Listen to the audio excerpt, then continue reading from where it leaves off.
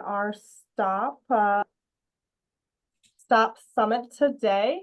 Once again, I would like to remind everybody that the STOP project sets out to disrupt the school to prison pipeline for ethnic minorities and other students of color who have developmental disabilities, using trainings developed and provided to educators, school resource officers, in hopes of implementing and utilizing best practice for restorative justice in schools. And funding for the disruption of the school to prison pipeline is provided by the Missouri Developmental Disabilities Council. MJJA is proud to partner with MODDC. My name is Jennifer Phillips. I'm the Restorative Justice Coordinator for MJJA, and it is my pleasure at this time to stop my screen share and introduce our partner, Catherine Steger-Wilson from MODDC. She's going to give you a brief introduction into what her organization is about. So, Catherine. Yes, okay. I am sharing my screen and I think you can see the full slide. All right. Well, good morning, everyone, and welcome back to day 2 of the Restorative Justice Summit. I am Catherine Steger-Wilson, a program coordinator with the Missouri Developmental Disabilities Council. We also go by our acronym MODDC, or you might also hear people refer to us as simply the council. I was asked to talk a little bit about our organization and what we do this morning. So I'm going to go ahead and get started. So our organization's mission is to assist individuals, families, and the community to include all people with developmental disabilities in every aspect of life. So we are an advocacy and granting state agency, and our goal is to create change for people with developmental disabilities. We focus on creating that systemic change through our advocacy and the grants that we provide to other groups and organizations. The council is a governor-appointed council, with the majority of our members being people with developmental disabilities or parents who have loved ones with disabilities. And the rest of the council is made up of representatives from state agencies that support and provide services to those with disabilities. Okay. So sometimes people ask, well, what is a developmental disability? And here on the slide, I have a list of some of the more common types of developmental disabilities, but there's hundreds of them, literally hundreds.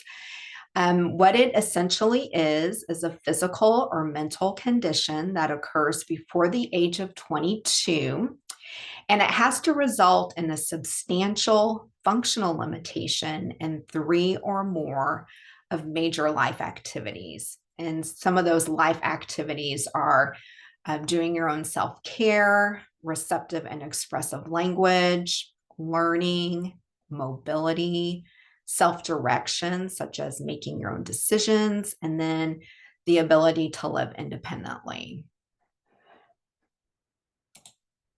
Okay.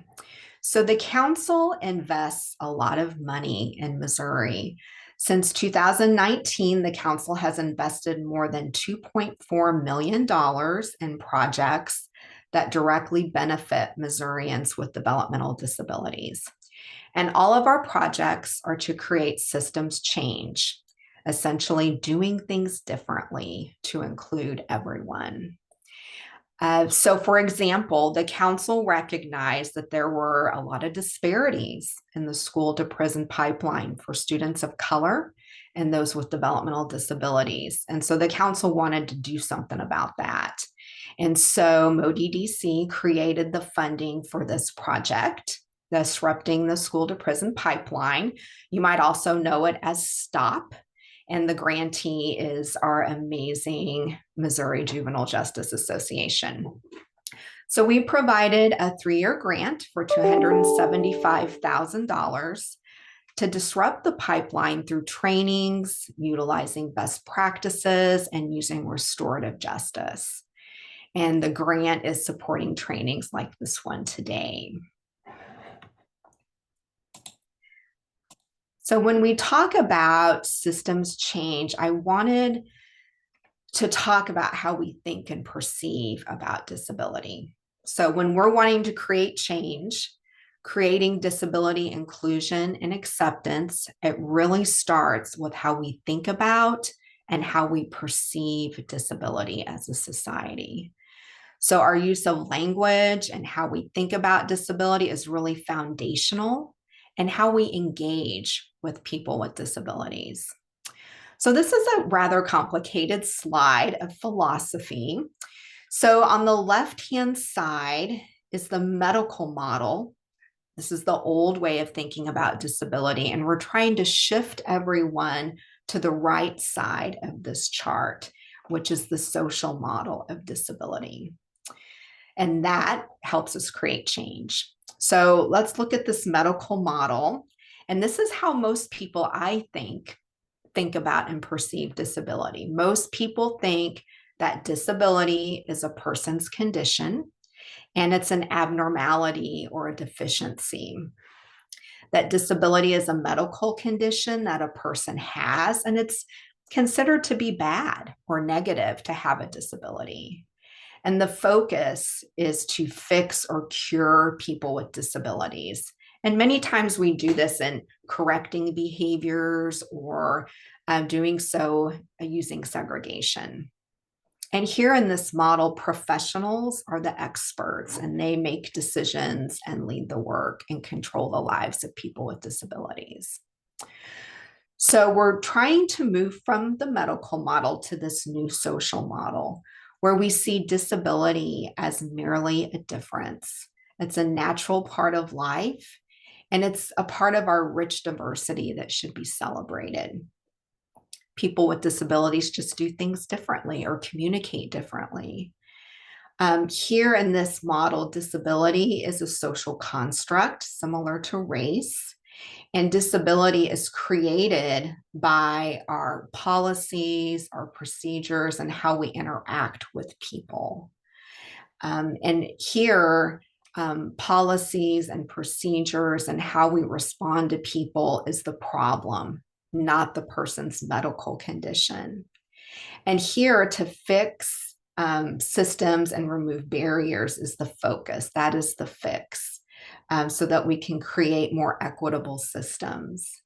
And here, people with disabilities make their own decisions and lead the work, and here they are the experts of their lives. Okay, so I wanted to talk about another project that we funded a few years ago that may actually assist you in your efforts in disrupting the school to prison pipeline. The grantee was UMKC at the Institute for Human Development. The project lasted 3 years and it was for $240,000.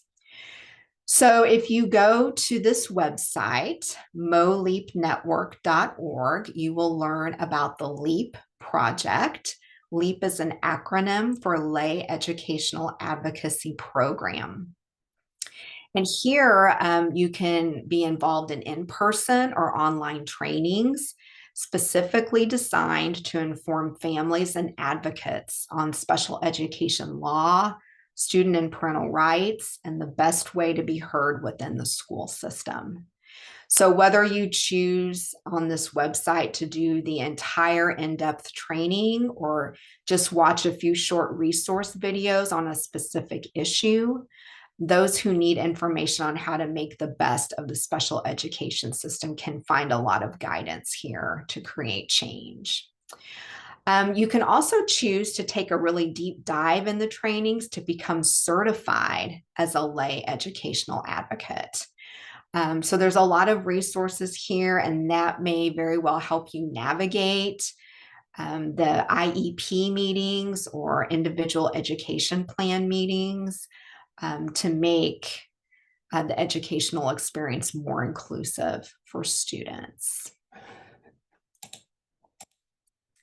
And then this next slide is just a picture of our overall website. If you'd like to learn more information about us, you can find us at moddcouncil.org. If you use this tab here about us, you can learn more about us. And then this tab labeled our work, if you do this drop-down box, you can check out all of our projects and see how you can get involved. We welcome folks to get involved with the change that we're trying to create. And these are some of the ways that you can get involved. You can apply for one of our grants. We post what we call NOFAs, or Notice of Funding Allocations, that you can apply for to create change. You can find that also on our website. You can connect with a project like this one today, STOP, or like the other one I shared, the LEAP project today. Attend some of our trainings. And you can also apply for our Partners in Policy Making class. So we're taking applications for that class right now. You can find that on our website. The Partners in Policy Making class lasts for about 8 months, and folks meet virtually a couple of times a month. It's a very selective class. We only accept 30 people statewide, and only people who have developmental disabilities or parents of children who have developmental disabilities can apply. And so online, this class, they have national speakers come talk about best practices, talk about how to live a more inclusive life. They talk about legislative advocacy, how to work with your legislators to create change. That's a really exciting, great networking opportunity for the partners that participate in that. They also have the opportunity to be supported in doing their own systems change project. So it's a great networking experience and learning experience for those who want to create change. You can also become a council member. You can apply to hopefully have the governor appoint you to serve. Again, only people with developmental disabilities or their family members can apply for a council position. And then you can always sign up on our website for our emails and our newsletter to learn more at moddcouncil.org. So I am so glad you're here today learning about restorative justice and how to be more inclusive of those who have disabilities. We were so excited to partner with MJJA and grant them this project. They have been the leaders in this work for a while now. They understand how important it is that we create change to make learning more welcoming and inclusive for students of color and those with disabilities. So thank you, MJJA, for all that you do and for leading this work. Thank you so much, Catherine, and thank you to MODDC as well for trusting us with this project, and we are happy to continue that work. Our next presenter, I do believe she's hopped on the call. I think. Liz? Yes, Dr. Perfect. Stewart. So it will be my pleasure to Yeah. introduce Dr. Shameka Stewart. She is an associate professor of communication sciences and disorders and the juvenile forensic speech language pathologist. She is also a special education advocate trained by the Rights Law Training Center. She specializes in juvenile forensics law, enforcement interaction with youth, child language disorders, and communication. And today she is going to present to us the impacts of cognitive and communication disorders on academic success and disciplinary actions. So thank you so much again, Dr. Stewart, and I will let you take it away. Thank you. Good afternoon. Excuse me, this morning where you are. Good morning, everyone. How are you? Thank you for the introduction. So as mentioned, I am a speech and language pathologist, and my area of focus is child language disorders. I'm sorry, trying to make sure there's not a glitch. It's child language disorders. And so what I focus on specifically is the impact of language disorders, whether it is in younger children, school-age children, or adults who have never received treatment or has had a misdiagnosis or has been undiagnosed for a language disorder. Dr. Stewart, I hate to interrupt you, but I'm having a little trouble hearing. It seems like maybe your microphone got turned down maybe or something. Is it still low? Yeah, it's still quiet. It was really good in the beginning. It might be a short. I have no. Yes, thank you, Liz. I was trying to see if it was on my end or not, but I am as well. Okay, hold on. Is that better? Yes. Okay, I have to take my headphones out. Okay. I'll put them back in when we start for questions. Sorry. So was everyone able to hear what I said so far? No. Maybe start over if you don't mind. Okay. So as was mentioned, I'm a speech and language pathologist first clinically. My clinical area of focus is child language disorders. And so in that capacity, what I look at is all language related disorders that impact cognitive and communicative interactions in babies, youth, school age children, and then adults who have untreated and or undiagnosed communication disorders. In that capacity, what I primarily focus on are the impacts of those disorders, whether they are misdiagnosed, undiagnosed, or untreated on an individual's decision-making, academic success, and how they have an increased connection with disciplinary actions in the school system, but then also the school to prison pipeline or school to confinement pipeline, and how it tracks them through the juvenile detention space and then the recidivism to the prisons.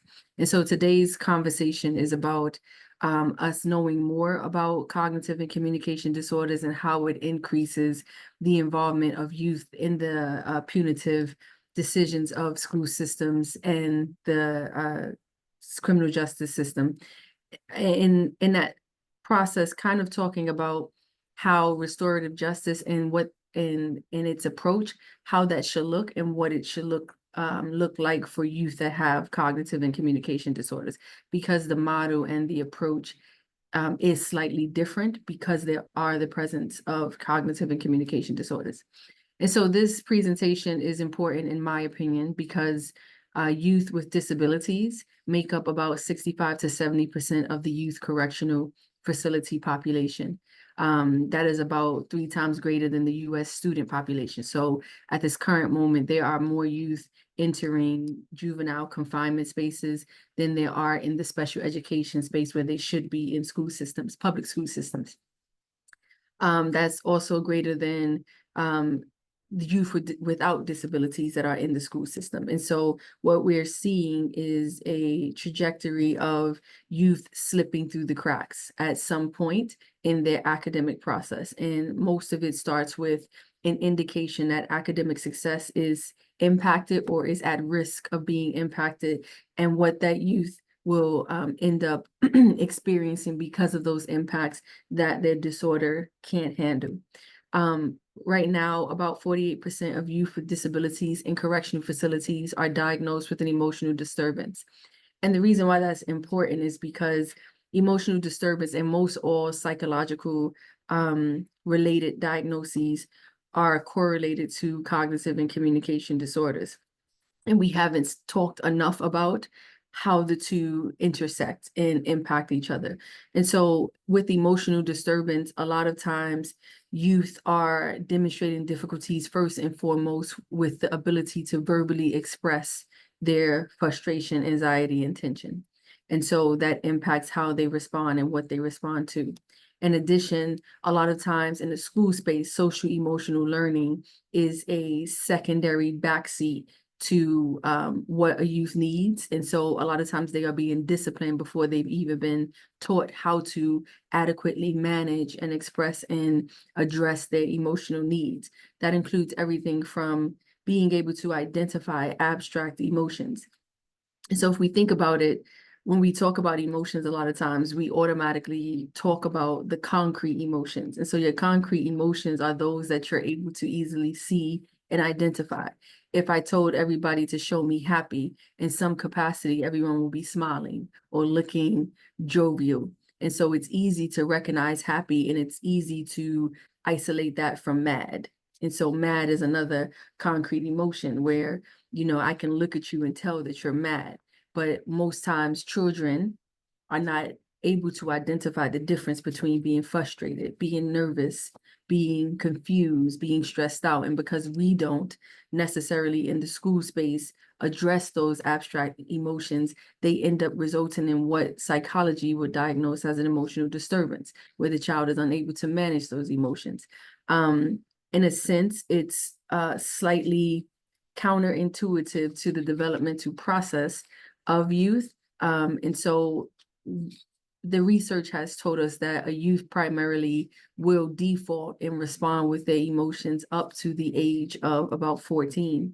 And so sometimes the emotional dysregulation that you see in youth is a developmental expectation of just being a teenager or being a youth. And we're not necessarily, when I say we, meaning speech and language pathologists and other clinicians, are not adequately addressing that so that it doesn't impact them in the school space and then in the society. In addition, about 39% of youth with disabilities in correctional facilities are diagnosed with an intellectual disability. And so when individuals have an intellectual disability, they 90% of the time, 99% of the time, will have a cognitive and or communication disorder, because intellectual disability impacts your cognitive function. You know, and the other part of intellectual disability that is concerning is that it can function on a spectrum. And so ID does not look the same in every child, and the number range can vary on the amount of ability a child may have in one space than they have in the other. And so sometimes we miss the mark because we're looking for specific salient features to identify that, yes, this child has difficulty understanding things, when there are other factors that should be taken into play when we're thinking about that process. And so a lot of these percentages or numbers demonstrates that these are youth that are slipping through the cracks. At some point, what we were supposed to be doing in the academic space was not necessarily benefiting them. And so we come to that question of, then what is the intersection between cognitive and communication disorders and the school to confinement pipeline? Before I unpack CCD, which stands for cognitive and communication disorders, I just want to unpack school to confinement pipeline. And so the term was coined by an author named Monique, and she wrote the book Push Out. And in the book Push Out, she speaks about the intersection of Black girls being pushed into the criminal justice system. And she uses the term school to confinement in place of school to prison. In that capacity, I've adopted the terminology because it is a better terminology to utilize than prison. The reason for that is that, as all of us in here are individuals that have some interaction with the youth justice system, sometimes shifting our mindsets changes how we look at things. And so school to prison in its totality, I ultimately says that a child goes from the school to the worst place that they can ever land. And so keeping in mind that when we say prison, we're talking about adult carceral spaces, which means that youth are being tried as adults. And as we all know, in order to be tried as adult, as a youth, you had to have commit a very heinous or serious crime, most times. And so what happens when we say school to prison is that we skip all of the points in a youth's life where we could have intervened and interjected if we kept our minds open to the idea that youth are going from school to confinement spaces well before they ever reach a prison. And most times youth have been experienced with school disciplinary actions, and then juvenile detention spaces, and then recidivism back to that detention space. And then, if at all, the worst thing that happens is that they end up in a prison. And so in those different capacities, we had multiple opportunities to jump in, figure out what's happening, to stop the process, and sometimes we miss it. And so confinement is the terminology that opens our mind and removes the bias that youth will commit the most heinous of mistakes that they ever could, to remember that confinement starts internally first. And so most all youth with cognitive and communication disorders are in a space of confinement because they're not fully able to express their wants and needs or verbally communicate and interact with their peers and understand and comprehend what is being expected of them or what is being asked of them, and to be able to engage functionally day to day. So confinement starts internally with the youth. And then confinement trickles out then to the school spaces. And confinement starts with detention. Anytime a child is in a room, being held in that room for a certain amount of time, they are confined. And then confinement moves to in-school suspension, then expulsion, then alternative school, then the juvenile justice space. And in all of those capacities, we got a clue that something is happening and we could intervene. And so I utilize that term, school to confinement pipeline, to keep us in a reminder and in a space that there are many points of intervention and opportunities for us to make some type of restorative intervention to assist the youth. The second thing is the cognitive and communication disorders. And so I want to take a moment to just unpack it and let you all kind of tell me what, when you hear the word communication disorders, what does it mean to you? And anyone can, I don't know, are they able to, Jennifer, come off from mute independently? Okay. Anyone is able to unmute and chime in on what does the term communication disorders indicate to you when you hear it?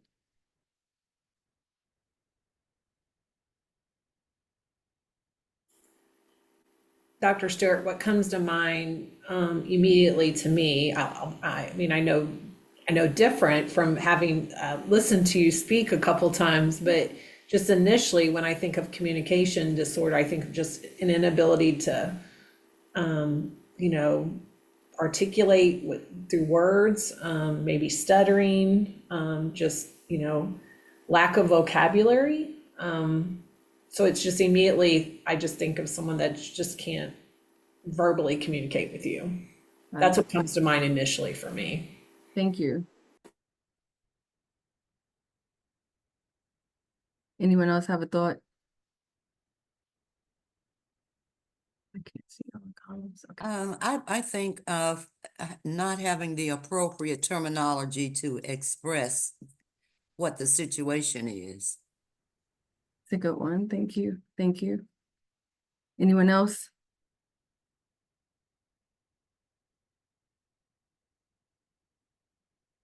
Okay.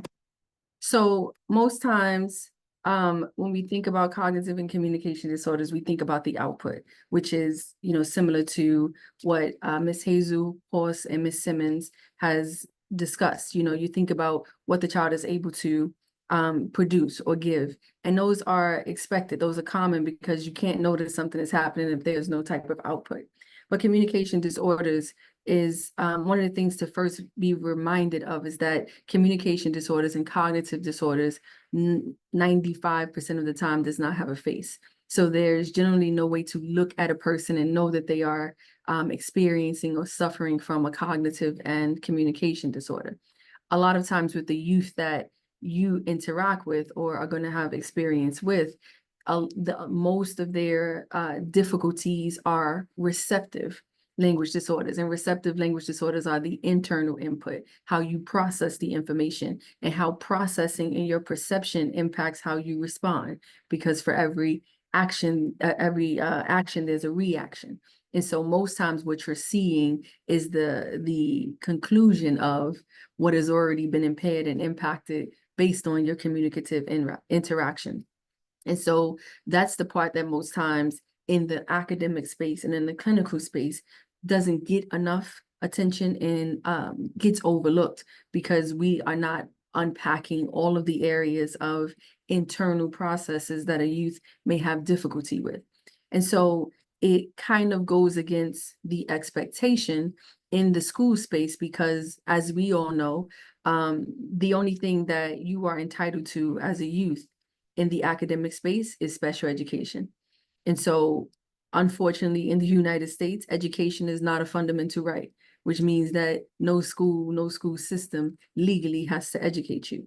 But the United States has said that special education is a fundamental right, meaning legally, federal requirement is that when a child demonstrates a difficulty, we must address it. if a child comes to you and says that you didn't make sure I went to school every day, most times there is no legal requirement or process where you can sue the school for educational malpractice. But what you can hold the school accountable for is special education, because that is a constitutional right for children. And so the federal programs for special education, if we're looking at the last 10 years, the last count was in 2012. We're a little behind secondary to COVID on that 10-year count. But the 2012 IDEA, which stands for Individuals for Disabilities Education Act, counted more than 16,000 children between the ages of 6 to 21 in correctional spaces. And that 16,000 children in correctional spaces were supposed to be receiving special education. And so that says a lot, because one of the parts that again gets missed that impacts academic success when we're talking about cognitive and communication disorders is that when a child goes into any alternative school or confinement space, juvenile detention, camps, any of those things, they are legally, if they have special education and an IEP, they are legally supposed to still receive services.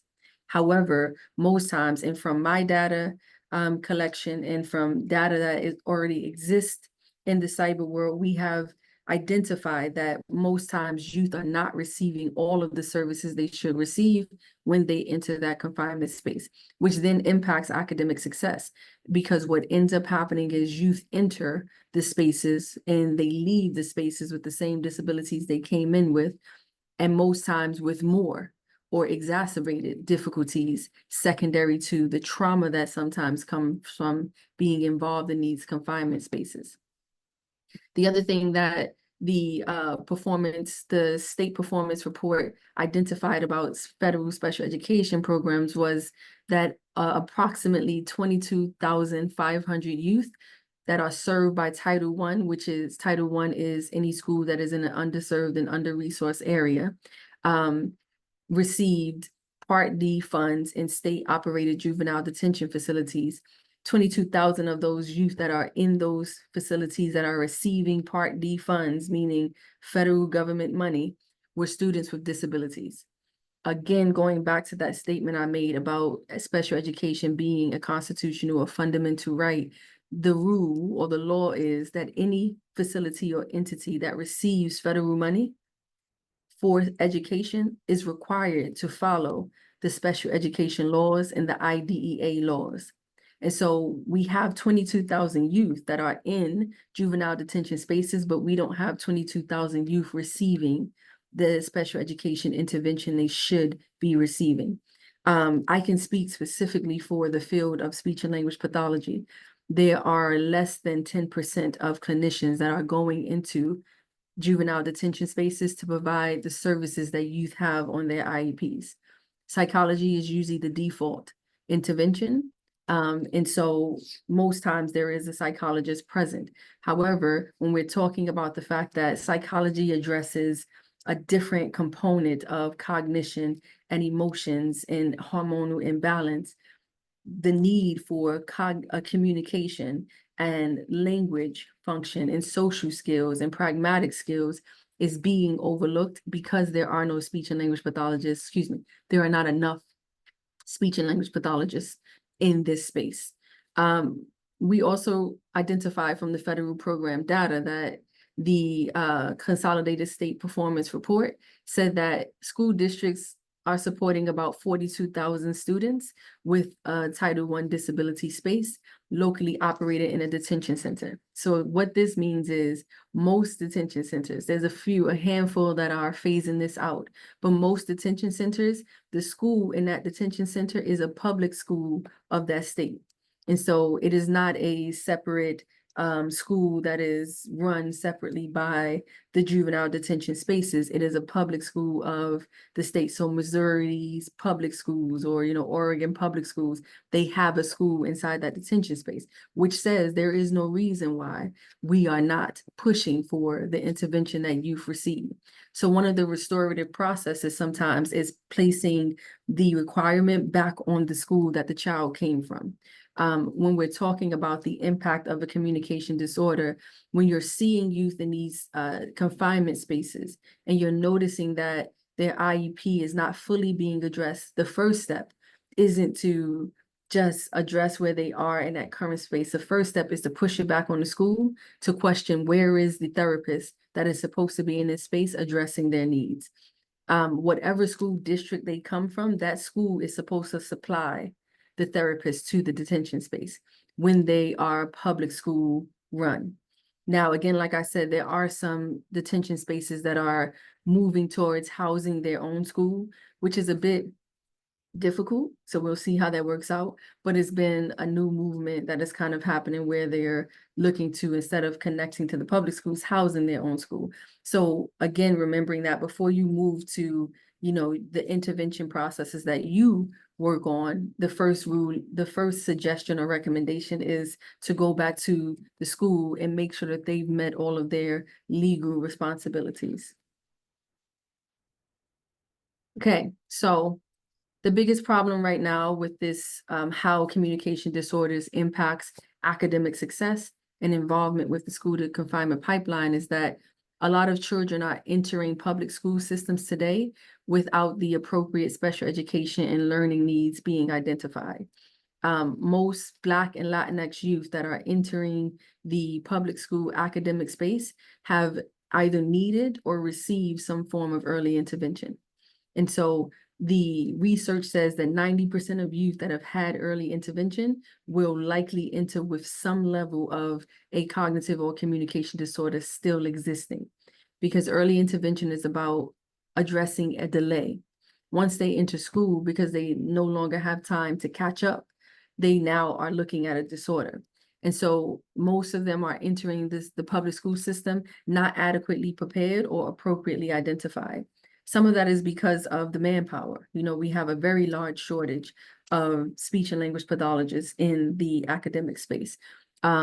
We've projected, and we're getting ready to beat it, it came so fast, that originally in 2025, we would need over 13 million speech and language pathologists to address the disorder boom that is happening in the United States. We're nowhere near that number of clinicians being out in the field or in an academic space. And so what ends up happening is that a lot of the youth that are in these public school systems are old compensatory services.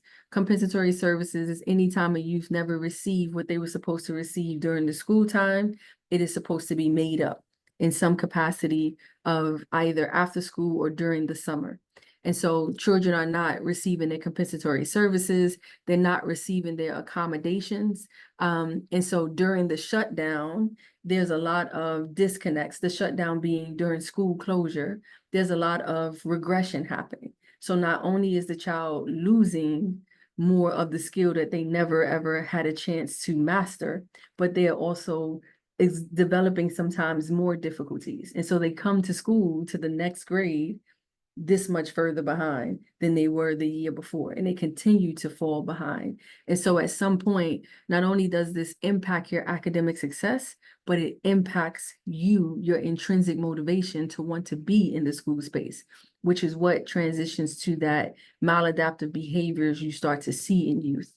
It transitions to what becomes the behavioral disciplinary actions that tracks them towards the confinement space, is because at some point a youth is going to become frustrated at, I'm just not getting it and it's not working and I'm not catching up and I'm so far behind. What's the point?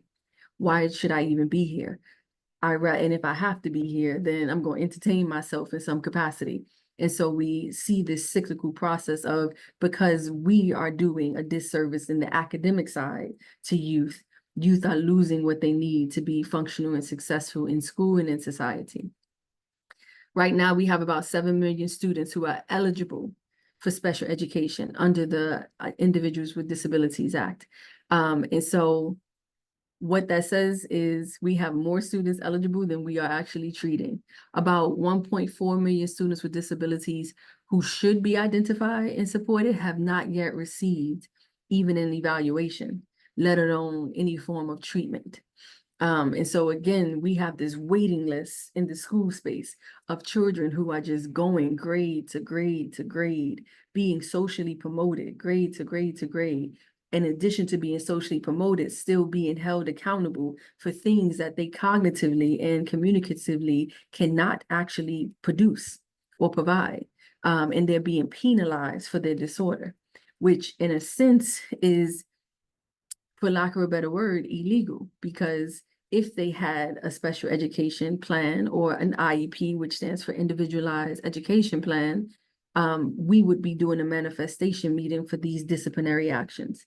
But because we have so many youth that are not getting evaluated or education service, you're seeing them on your side as just a child with a behavior problem, or a child who is defiant, or a child who is truant, and you're seeing all of these things that are outputs or salient features of untreated and undiagnosed cognitive and communication disorders. So when we're identifying youth with CCD, children entering a juvenile correction space may come from schools that most times they're not appropriately identified. So the other side, we just talked about children being undiagnosed. Another problem that we have in the academic space is that there's a lot of children who are not appropriately identified. And so a lot of times, because of the cognitive bias that we have, and the cognitive bias being, if someone told you that Sarah was a problem student, that she's disrespectful, she curses at people, when you go into that space with Sarah, your cognitive bias automatically defaults to you looking for those difficulties to confirm what you've been told about her. And so because of that, clinicians and educators enter the space already having an idea about children, and they don't always conduct a functional comprehensive evaluation that appropriately identifies the student's needs educationally. And so, for instance, I've seen clinicians get a referral because I don't know, Tony can't answer WH questions, and the only thing they will test is WH questions, instead of doing legally what is expected, which is a comprehensive evaluation of testing all areas of language. If and when we were holding each other accountable, meaning clinically holding each other accountable for making sure we are appropriately conducting evaluations as they are aligned to the laws of special education, every clinician would be doing a comprehensive eval, which may reduce the amount of children who have not been appropriately identified. And so when I come into confinement spaces and carceral spaces, just to give a little background about my clinical work, up until the top of this year, I was the speech and language pathologist for all of the prisons in Maryland. And I don't know how many of you know how large Maryland is, but sometimes that means a 4-hour drive one way out to Eastern Shore, and then a 6-hour drive another way, because Maryland is very vast. And so being the speech and language pathologist for all of the carceral spaces in Maryland, I conduct research, collect data from all of the qualified youth in all of the juvenile detention spaces in Maryland currently. My experience is that I have put my hands on a lot of Black men, Black and Latinx men, who, when I test them, when I work with them, I recognize that they have a lot of difficulties that were never addressed, or their IEP will identify salient features, but not all of the difficulties they experience. So for instance, I'm going to use Miss Juanita as an example. Miss Juanita has difficulty following directions. And so instead of a clinician or an interventionist unpacking why she has difficulty following directions, they move forward with trying to just treat following directions, which is counterintuitive to the need of the child.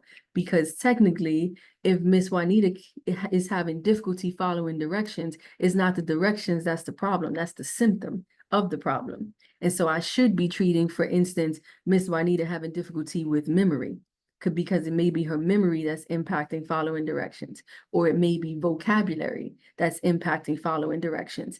And so because we're not effectively doing that in the academic space, a lot of the children that you're going to see, keep in mind, are probably not appropriately identified. And so in saying that, and we're going to talk about this later in the slide, in saying that, I want you to keep in mind that IEPs are usually flawed. And so never take an IEP as the Bible that the person has adequately addressed what the child needed. Never take it as 100% surety that if the child was receiving treatment, then whatever you're seeing is not a problem, a byproduct of their educational needs because they've been getting treatment.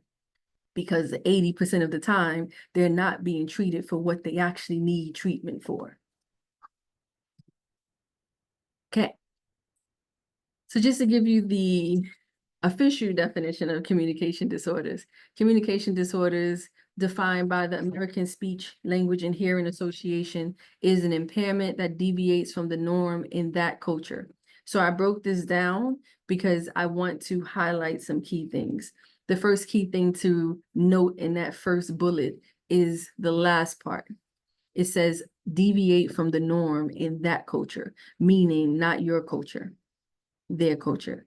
And so a lot of times, the reason why we have children who have untreated and mistreated difficulties or disorders is because we enter spaces treating what we see as a problem and not what actually is a difficulty or a problem in their culture. And so technically, legally, clinically, a communication disorder is only a disorder if it's present and impacting the norm in that person's culture. Keeping in mind that even though most Title I public schools that house youth with disabilities that are more placed at risk more than other youth to be involved with the confinement space are in Black communities, the culture that we hold youth accountable to is the white culture and American Caucasian culture. And that is problematic because my culture, if it is not atypical in my culture, it should not be something you are treating. And so if you've ever seen an IEP, you see goals like addressing grammar. Deviating from the norm in my culture, my grammar, my Black English production is not something that we need to address right now. But because most times teachers and clinicians are not from that culture, they treat the things that are not that important. And the things that need to be addressed don't get addressed. So keep in mind that when we're looking at disorders, we should be looking at, is this different from everybody else in that person's culture? Or is this something that everybody in that culture does? If it's something that is normal in that culture, it is not a disorder, it is a difference. And so knowing the difference between difference versus disorder is important. Knowing the difference between dialect versus disorder is important because my dialect doesn't have to be yours if it's norm in my culture. In that capacity, I do want to remind us that technology has made it that much more easy for cultures to blend. And so and I've said this before, I don't know if I've said this to you all, but you have individuals all the way in Tokyo, in Japan, who speak better Black English than me. And I was born speaking Black English. But because they are exposed to Wu-Tang and they are major Wu-Tang fans and they have Instagram and TikTok and they hear the music, they are now blending cultures. And so just because a person isn't of the same race and ethnicity of the culture that they're presenting doesn't mean that it isn't their culture. So also keeping in mind that culture, race, and ethnicity are not the same thing, and that you may see youth that present with a culture that is different from their actual race and ethnicity. But if that's the norm in the culture that they identify with, then it's not a disorder, it's a difference. Communication disorders is also defined as problems in communication that causes communication breakdowns between the speaker and the listener. And so the other thing to remember is that we have to address communicative intent. There has to be intent in the communication. If a youth is mumbling under their breath slick things, but they're not aiming it at you, that is not us. We should not be addressing that behavioral thing because there's no speaker and listener. I wasn't talking to you. So I'm gonna let that slide. We're gonna let you go ahead and do what you was doing and keep that under your breath. But when there is breakdowns in you and I having a conversation, meaning we can't have a full conversational turn of you say something, I say something, you say something, I say something. That is what we are addressing.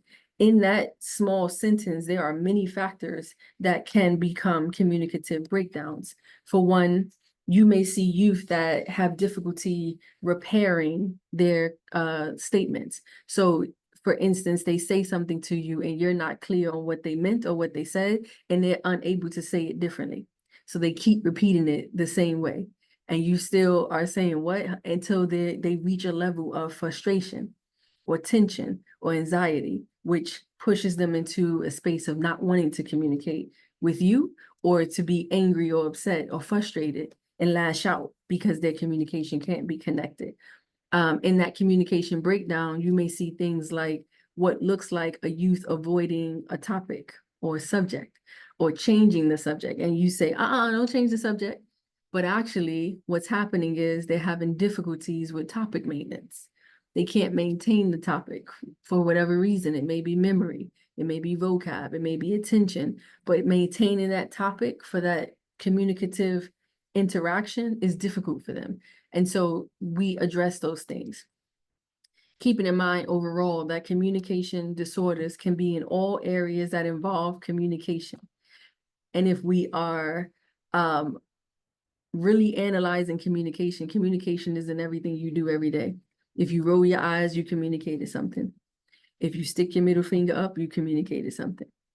If you suck your teeth, you communicated something. So keeping in mind that communication is everything, every day. And so it ultimately means that we are, as clinicians, addressing all capacities of the individual's life and of the youth's life, because communication comes in all forms.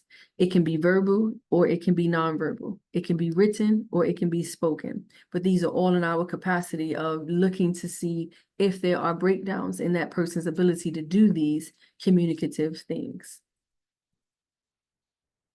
So the different areas of communication where you can receive a diagnosis is expressive language disorders, which is your verbal output, whether it's verbally spoken or it is written, that falls under expressive language disorders. You have receptive language disorders, which is your intake. So it is how you process things, how you remember things, understanding things, comprehending things, recalling things. All of these are very different. So keep in mind that receptive language disorders is influenced by the environment that you are raised in. And so another difficulty that children have where academic success and involvement with the school to confinement pipeline comes into play when there is a communication disorder is we tend to forget that your processing and perception is based off of your upbringing and your environment. So just because you may perceive something a certain way doesn't mean that my perception of it is wrong. Two people can be in the same place and have two different stories. And the same thing happens with your youth. So when you ask them questions like, why did you do that? And they tell you an answer that sounds far-fetched or something you just don't want to accept, it doesn't make it wrong. It is how they perceive it. And so perception can vary. So keep that in mind when you're looking at, holding a youth accountable for their output from a processing interaction. Communication disorders also includes cognitive or executive functioning disorders. And so that's anything from the organization, the working memory, the short-term and long-term memory, the being able to word find or go back into your mind and pull content out, organization, and all of those things, again, impacts verbal output. Because if my thoughts are not organized, it is going to impact how I communicate or express my wants and needs. If my recall is impacted or my memory is impacted, it is going to impact retention, what I remember, what I retain. So in this space between executive functioning, cognitive disorder skills, and receptive language skills, there's a lot of gray area where youth, even if they are getting the intervention they need, still slip through the cracks because of the deficits they have, they are unable to retain what you have presented to them. And so I can't retain it, which means it cannot be generalized to other spaces. So when you see youth that, for instance, you say, didn't I tell you don't do such and such? And the youth is, yeah, you told me, but you said don't do that for this. You didn't say don't do that for that thing over there. They keep things very concrete because being able to recall it and retain it and then generalize it to other situations is difficult. Thinking about youth who, for instance, violate probation times. A lot of times it isn't just a defiance or honorary process when they have cognitive and communication disorders. It's a memory impact. I don't remember if you said, I got to be in the house at 9 or I got to be in the house at 9:30. Did you say when I come in the house that I should call you and let you know I'm in the house, or do I wait for you to call me? And so if those things aren't concrete or written down or reminded to them in that space between receptive language disorders and executive functioning, it can fall apart. And it looks like, those things that become status offenses and disciplinary actions, and then that involvement with the system ends up happening. Another space that I think a lot of times doesn't get enough attention is your social and your pragmatic skills. But this is where it all falls apart for youth. So all of those things I talked about above are all usually manifested and presented during a youth social and pragmatic interactions. So your social skills is pretty much your performance, your on the stage action, how you interact and engage with your peers, and others of like age and adults. That's your social skills. Your pragmatic skills are the rules to being social. So for instance, interrupting somebody. The social skill is the interruption. The pragmatic skill is knowing how to effectively interject in a conversation so that it doesn't look like an interruption. And so sometimes youth will have pragmatic disorders that then impact their social skills. I don't know the pragmatic process to saying, excuse me, Miss Marcia, or waiting till you get through what you're saying to jump in, or recognizing when sarcasm is okay and when it is not. And you'll see a lot of this with youth as a whole, but especially in that population of youth who either have autism or has similarities, the pervasive developmental disorders that are similar to autism. And so because of this large space of social and pragmatic skills that can cause things to fall apart, in the most recent years, maybe the last 5 years, the DSM-5 added a disorder, and it is called a social communication disorder. And the rule to that disorder is you have to rule out autism before you can diagnose a social communication disorder, because youth can actually have social communication disorders that impacts everything else, that has nothing to do with being diagnosed with autism, that you can actually have just because it is something that affects you. And so the other thing to keep in mind with social and pragmatic skills that goes back to that within the norm within your culture is that social and pragmatic skills are cultural. Every family, every community, every team group, every peer group does not communicate the same. And so holding youth accountable to disciplinary actions that don't align with their cultural needs when they already have a disorder where retaining and understanding your expectation is impacted makes it very difficult.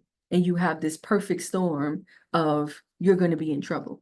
And so what you ultimately see, I'm sorry, 1 second, I'll get to your question. What you ultimately end up seeing when you have that difficulty with the cultural part of social skills and pragmatic skills is reminding yourself to separate your cultural expectation from mine. So for instance, in pragmatic skills, even though it may look rude to interrupt, in some families, we talk over each other. So I'm gonna let you finish, but let me hold up 1 second. I just got to say what I need to say. I just got to get it out. And that's culturally the thing for us. Or I may say, what? I'm not listening to you. Go ahead about your business and turn my back. And then it says, oh, the child was rude. She was disrespectful to so-and-so. And all of these things may be cultural impacts that we're not taking into account. And so it's important to remember that your pragmatic skills and your social skills are also going to be influenced by your culture. And we have to separate, again, that difference versus disorder. We have to separate, is this a cultural difference or is this a disorder? Because again, sometimes clinicians are treating differences and not disorders. What else falls under, I'm sorry, let me go to the question. The question was that social communication? Crystal, can you clarify? Yeah, what's the name of it? Social communication disorder? Is that Yes, right? yes, it is. Mhm. Okay. I don't know if I missed it or misunderstood. What's kind of the symptoms of that? Like what signs do you see? So it will vary. And again, keep in mind that social communication disorder can be identified by me, but it's not my scope of practice. It's in the DSM-5 under psychology. But ultimately, it is impairments in their social skills. So how they interact and engage with individuals in social settings. It could be anything from identifying sarcasm, literal language, any of those type of things. And so it will look very similar to how a youth that has autism kind of functions, with that awkwardness or sometimes taking things very literal that results in altercations. But the key indicator, the differential diagnosis, is you have to rule out autism first. And so knowing that even though it looks very much like autism, once you rule out that it's not autism, the alternative is social communication disorder, if that makes sense. It does. Can it potentially be misdiagnosed with oppositional defiant disorder? It likely can. Many of these disorders are misdiagnosed or confused with other disorders. And we're going to kind of talk about that later on in the slides. But yes, it can be misdiagnosed with ODD, and that goes down to the clinician's ability to functionally differentially diagnose. And so they would have to unpack the symptoms and really rule out that it's not ODD and what makes it different from SCD. Okay, and then just one last question, sorry. No, Could it also potentially be misdiagnosed for DDMD? BDMD, please clarify. DDMD, dysregulative disruptive mood Oh, disorder? you're saying D. I thought you were saying B. Most times, no, because that's more an emotional regulation on lashing out and the behavioral things behind that. It doesn't manifest the same. But again, like I said, nothing is impossible. It really would require unpacking the salient features that the testing clinician identified to see if they overlooked something or if they just deferred or defaulted to the, cognitive bias of what it could be. Okay, and do you know of anybody in the state of Missouri who might specialize in the social communication disorder? So again, because the scope of practice primarily is psychology, the psychologist would identify it and the psychologist would treat it. Okay. Okay, thank you. No problem. And so the other thing is you can unpack social communication disorder in a sense because speech and language pathologists treat social skill disorders and pragmatic skill disorders. And so you may have underlying difficulties in those areas of language where they haven't stabilized the baseline that may, assist in rectifying the difficulties with social communication disorder. But again, it will depend on what all of the features and things present with. Another area of cognitive and communication disorders that falls under the scope of practice of the speech and language pathology is literacy and language. A lot of times we like to separate literacy, reading comprehension from language, but any youth that is older or above the grade of 3 or in the grade of 3 is now reading to learn. And so language is a large capacity of being able to read to learn. The baseline to learning to read are the ability to have what we call phonological awareness skills and phonological skills and phoneme skills. Those are all things that the speech and language pathologist treats. And so your phoneme skills is the smallest unit of sound that contains the smallest unit of sound, that's a letter or a consonant. So C, the letter C says K, that is a phoneme. And in that capacity, being able to do what is known as phonological awareness, where you blend, you segment, you manipulate, you count syllables, all of that is a skill that you need to have stabilized first before you can be a functional decoder or reader.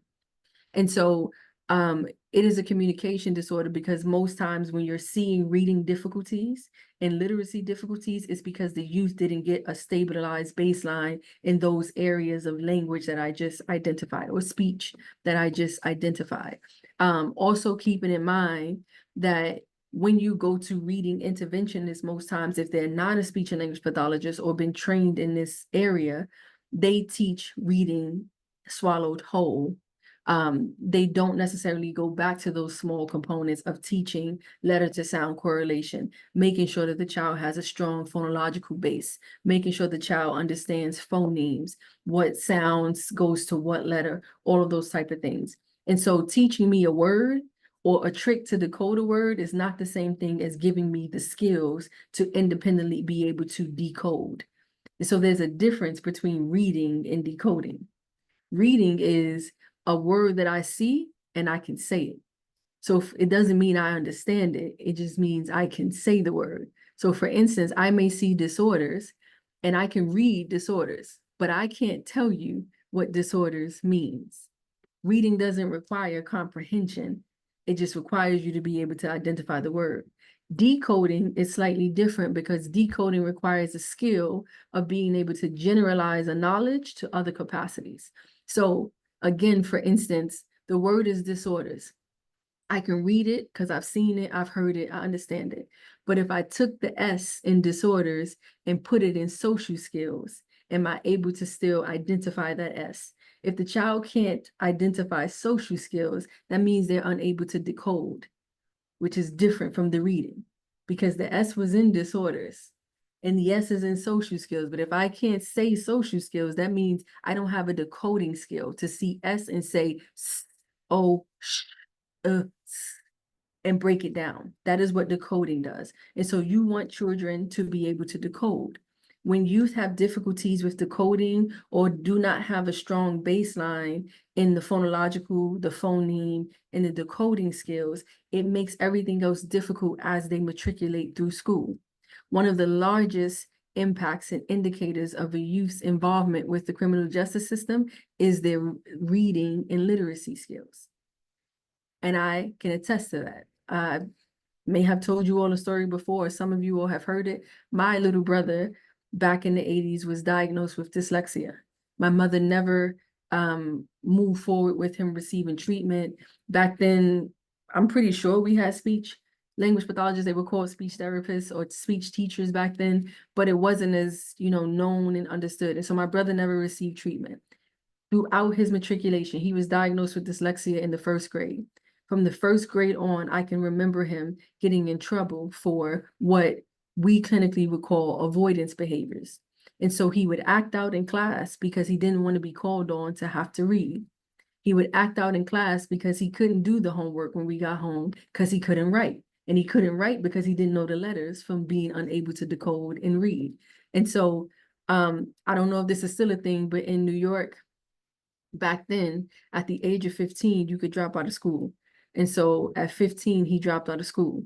By this point, he was in and out of detention facilities. And by the time he was 15, he was inside of an adult carceral space. And so he had interaction with the criminal justice system up until about the age of 27. He'll be 40 in 2 weeks, but his life has centered around difficulties with language and literacy, to the capacity that he has never actually held a job. And so at the age of 40, again, he'll be 40 in 2 weeks, he has never filled out an application to work a job where he receives a W-2. Not because I'm not sure if he wants to, but because most times he can't read the application.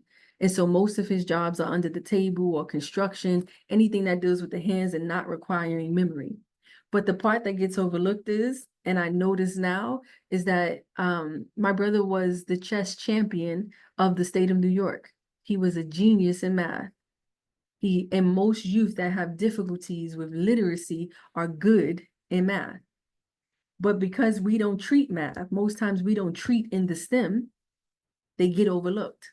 And their reading difficulties get overlooked because the behaviors are so blaring. We don't remember that every behavior is communicating something to figure out, okay, why every time we get in language arts, you cut a fit? Or why do you go to school and these are the things that you generally do when you get around the reading requirements?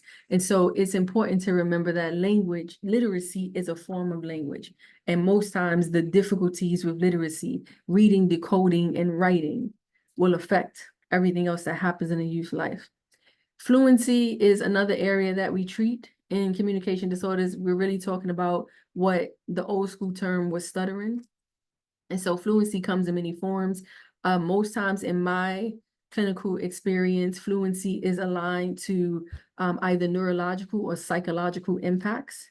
And so it doesn't always affect interaction with the criminal justice system, but I have found that youth that have unrecognized fluency disorders are usually classified as liars or, you know, making up stories because people don't identify the stutter as being an actual disfluency. They identify it as you trying to fumble your way into an answer.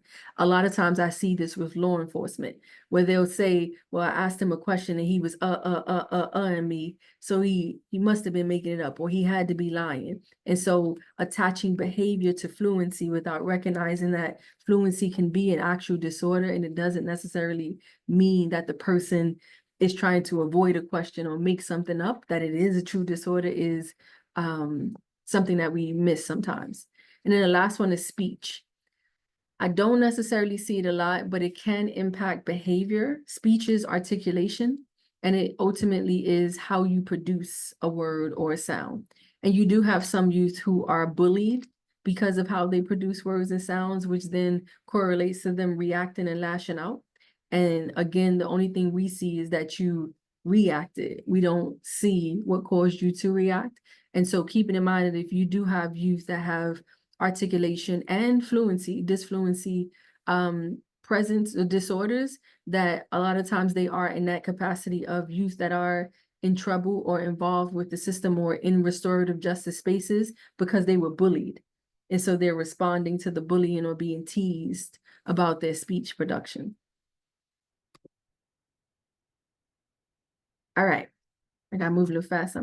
We getting close. Okay, so remember that people with disabilities make up about 11% of the general population in the US. However, they represent about 32% of state and federal prisons and 40% of the jail population. That's a large number of, in my mind, even though we're talking about, even though we're talking about adults, I want you to keep in mind that children become adults if God spare life. And so keeping in mind that children become adults, it means that the child with the disability became an adult with a disability that falls into this percentage. And so even though it says, oh, we're talking about adults in federal and state prisons, these were children that were first in confinement spaces and juvenile detention centers and left those spaces with the same disabilities, if not more, than they went into those spaces with. So these numbers are concerning to me and should be concerning to you because it says we are not stopping the problem. This problem is trickling right to the adult carceral spaces. About 2 in 10 prisoners and every 3 in 10, incarcerated men and women, not prisoners, reported a cognitive disability.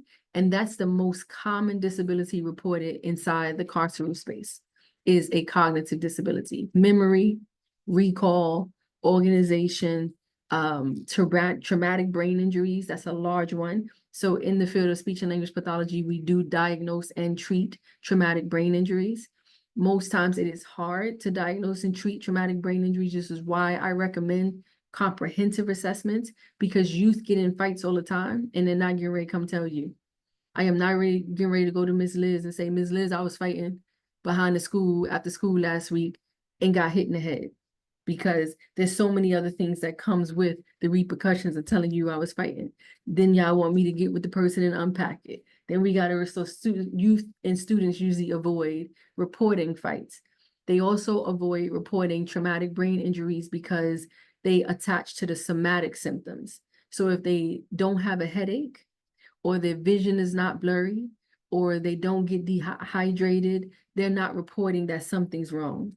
Where those other features of mood swings, being emotional labile, having difficulty being enclosed in spaces, all of those are signs and symptoms of a TBI. Youth usually don't report those things because they don't attach that to, that must have came from me getting hit in the head. So keeping in mind that a lot of the incarcerated men and women in the carceral space who report cognitive disabilities have untreated TBIs that they haven't yet reported. So what preventative services are there for young adults with disabilities after high school? Does anyone continue with their prescribed needs from IEP? So there are some programs, independent, isolated programs that do services for keeping youth out of the space or facilities after they have already been in facilities. But as far as I know, none of them actually have speech and language pathologists on their staff or team. There are some nonprofits that do wraparound services, but again, the one service that I feel like is needed is the one that's not a part of their wraparound services. I have a nonprofit in the DMV area that does wraparound services, free services for all youth that are in and outside of carceral or detention spaces that includes the speech and language pathology. But preventative services are few and far between, and most of them are looking at employment and social interaction. But what ends up happening ultimately when there aren't preventative spaces and when there isn't effective intervention is you see a rise in juvenile arrests and interdisciplinary incidents. And so this is a chart showing you what it looked like when intervention was presented. And so the first one is youth that had school disciplinary incidents. The orange column is the youth who, after the school disciplinary incident, was deferred to a program, a preventative service program. And the yellow column is the comparison group of youth who did not receive the program. And as you can see, the youth that received the program had less incidents after the program than the youth that did not receive the program. So only 100 of those youth went back into having school disciplinary infractions versus over 350 per 100 of those youth having school disciplinary actions because they did not receive intervention. On the same side, they did the same program with youth who had experienced juvenile arrest. The numbers were astronomically lower. So the youth who went into juvenile detention spaces and then were deferred to the intervention program did not recidivate back into that detention space again after that intervention program, versus the youth who went into detention spaces and did not receive intervention. You can see how drastically more they recidivated back to detention or confinement spaces. So intervention is important because it does make a difference in sometimes what wasn't treated, what is untreated, hearing the youth and providing an outlet for youth.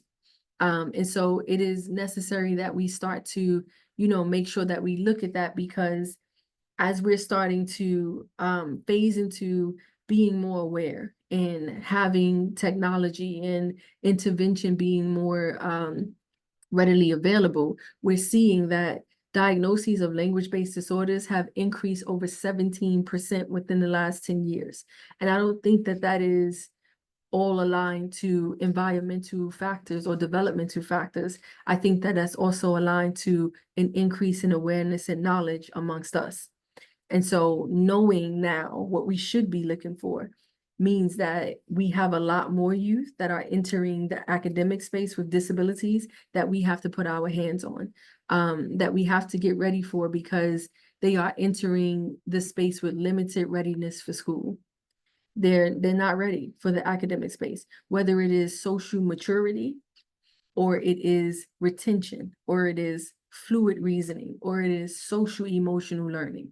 So even in these restorative spaces, what I find is that not enough programs are creating programs that first and foremost make sure that the youth has a stabilized social and emotional learning baseline. So we go in expecting them to identify the harm, to apologize for the harm, and then, you know, whatever the suggestion or output is for the harm. But like I mentioned before, because of difficulties and impairments in that cognitive and communication disorder, retaining those skills from identifying the harm, repairing the harm, addressing the harm does not generalize to the next situation. And so I did it for this situation, and I wrote the letter for this situation because you told me to do it. But the social emotional skill to generalize to the next one to say, okay, there was a harm that I committed before. These are the things, and this looks similar to that. Let me not do this to this person or this same person again.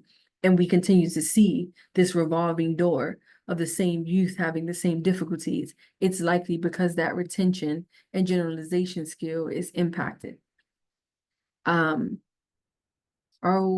let me see what this, sorry, my screen is getting blocked. Okay. The other part that you all are seeing an increase in is the pandemic boom. And so the pandemic impacted schools, we all know that, but they primarily impacted the Black and Latinx youth the most. They impacted schools where youth went, Black and Latinx youth were enrolled. Black students represent 20.2% of the total student population that's receiving special education. And that's a large number compared to the other populations. And so what happened when we had the pandemic is that it created larger academic gaps that were so significant between Black and white youth all over the US that we're having youth that are either falling through the cracks or dropping out. Because I didn't get, for one part of the pandemic, we weren't even given services. And then for the second half of the pandemic, we said, okay, we're gonna give services technology-wise. So now we had other environmental factors of some of the youth don't do well in front of a computer. If I have ADHD and you want me to sit in front of a computer for 30 to 60 minutes, this is already shot. You have homes where having teletherapy wasn't conducive because of the environment in this space. You have youth that were in homes where technology wasn't readily available or the wireless systems weren't stable. And so this created this large academic gap that now the youth that you are seeing in your space has large deficits in their social skills, in their pragmatic skills, in their communication skills, in how they perceive things. And so all of those things now impact their behavior interaction. A lot of the youth right now are unable to functionally communicate and interact in a social environment, literally in front of each other. They can, to some capacity, interact technologically, but having to, in front of each other, express your wants and needs, communicate effectively, explain why you're upset, those are difficulties for them, and not at any fault of their own, but because in addition to the disorder, we had this large pandemic boom that created a greater disservice for them. And so we have to address what the pandemic boom has done to them. And so the research has shown that students with disabilities are among those most severely affected by the COVID-19 shutdown. They lost so much time for intervention. And now I'm seeing those students now become the youth that are in front of the juvenile detention or family court judge. And those youth are the ones that are not in school because during the pandemic, they stopped going to school so that they can work and help the family out. And so you have all of these different factors that came from the pandemic and COVID-19 that impacts what's happening with the youth. Students are regressing, they're falling behind, and their disorders are becoming more severe. I'm sorry, my screen, I can't. Okay, there we go. So that shows ultimately what you're going to see in that academic success is a decline in the test scores compared to their peers. They're also declining in graduation rates because they don't have the credits. They have so much to catch up on. A lot of youth are owed so many hours, like we talked about before, of compensatory services that they have never received, that we have this this large snowball that we can't pretty much melt at this current moment. It's just getting larger and larger in the process. And so these are the percentages of youth that need but are not receiving. So 58% of youth with disabilities in the school space need accommodations and specialized designed instruction, but they're not receiving it. 55% of youth in the special education space need related services, and related services are clinical interventions from speech and language pathologists, occupational therapists, psychologists, physical therapy, social work. 52% of youth need a least restrictive environment to be able to work in. So self-contained classrooms are not benefiting them. 51% of youth are waiting on referral and evaluations that have large procedural and timeline infractions. And so there are many, many hundreds. I was trying to assist with one last semester in DC. They are out of compliance. And when you're out of compliance, what it means is that you are missing conducted IEP meetings on time, completing evaluations on time, submitting evaluation reports on time, addressing referrals on time, submitting your notes, your progress notes for the work that you actually have done, if you have done intervention on time. And so these schools are out of compliance, and it's impacting the youth because the youth are not getting what they need. 42% of youth has not received their IEP renewal meetings, so that even if we have noticed that there's a difficulty that is impacting them on the social side and the developmental side that requires us to revise the IEP, it can't be addressed because meetings are not being had. And then 29% of youth have not yet had their due process complaint addressed or a resolution. So when there's a due process complaint, what it means is someone, likely the parent, has submitted a complaint because they don't agree with either the findings of the assessments that the school has conducted, the decision of intervention that the school has decided on, or they are arguing that the school is not providing what the child needs. And so when that happens and there's a disagreement between the school and the caregivers and the child, they submit it to a hearing officer, which conducts a due process complaint to decide which side is the valid side and what the output should be. And so we have a number of kids who are waiting for due process complaints to be addressed, and likely when they are found to be not at fault, meaning the parent's not at fault, what ends up happening is the school owes the child services. So that goes back to that top number of provision of related services. So that percentage will likely be higher because we have so many youth that need intervention and things addressed. Okay, so I talked to you all about the boom and the need of the boom. We know across the United States that the education system needs a lot of staff, and that teachers are retiring and resigning at astronomical numbers. But it still remains that despite the number of general education teachers that are leaving the academic space, the special education space is still the largest area of need. So 65% of principals reported their school did not have enough special education teachers to provide services. And it's ironic because just yesterday, I received a notice from a parent who was complaining. They just opened a new charter school in Maryland, and her child has been going there for about a month. And she was trying to find out what is her next step, because they have one special education person trying to run the entire school. She said that the person is trying to do the interventions, the evaluations. One, not only are we out of scope of practice, but two, it's no way possible you're going to do all the special education services for a school of over 500 kids. And so we're having this large thing where they cannot find clinicians to fill these staff positions, which means if we don't have the manpower, then children are not getting the services they need, and children are leaving schools without the services. And if there isn't anyone in there to say that's not a behavior, that's a disorder, then most of these children are being penalized for things that they cannot control when behavioral or maladaptive manifestations present themselves. And so this is a massive concern that is starting to happen in the school space. In addition to not having enough special education teachers, 49% of principals reported their school did not have enough mental health professionals. That's psychologists, that's social workers, that's speech and language pathology. And so they don't have enough to do the evaluations and to create behavioral interventions for students with disabilities. So one of the things that ultimately is required is that when a youth has concerns, so you've seen youth that have large disciplinary actions or behavioral reports and documentations. When we identify that there's a disorder and they have an IEP, they are required to get what is known as a behavior intervention plan.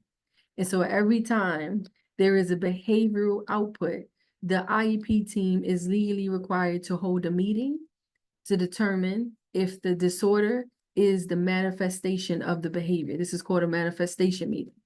Because there is a shortage, a lot of times youth are being punished. The disciplinary actions are being reported, but no manifestation meeting is being held. After every manifestation meeting, the school has 10 days to revise the behavior intervention plan and put a plan in place that functionally addresses what the child needs, because the science ultimately is saying clearly what you put in place is not beneficial. So you're supposed to go back to the table and redevelop a new behavior intervention plan within 10 days after a disciplinary report.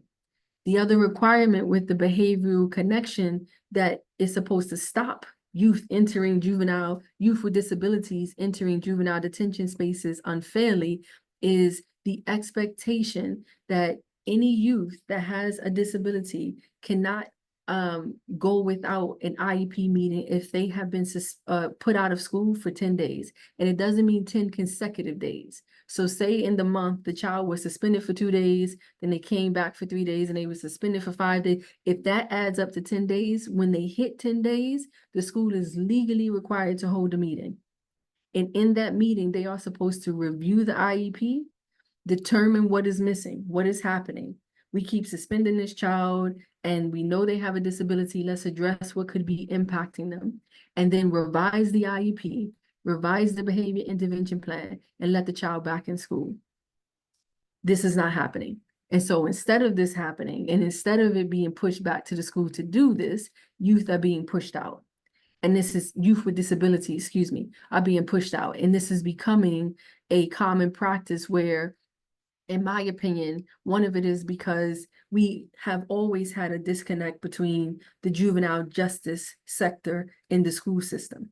And so enough people knowing what the special education laws are and what the special education rights are doesn't exist. And so it is not the expectation of the juvenile professionals, you all, to keep the school abreast, but there has to be some type of meat on the in-between.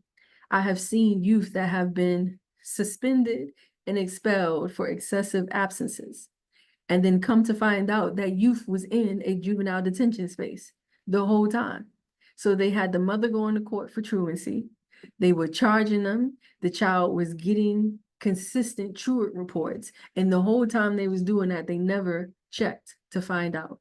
And it was another child that eventually said, oh, he's locked up, for the school to find out that the child had been in a juvenile detention space that whole time.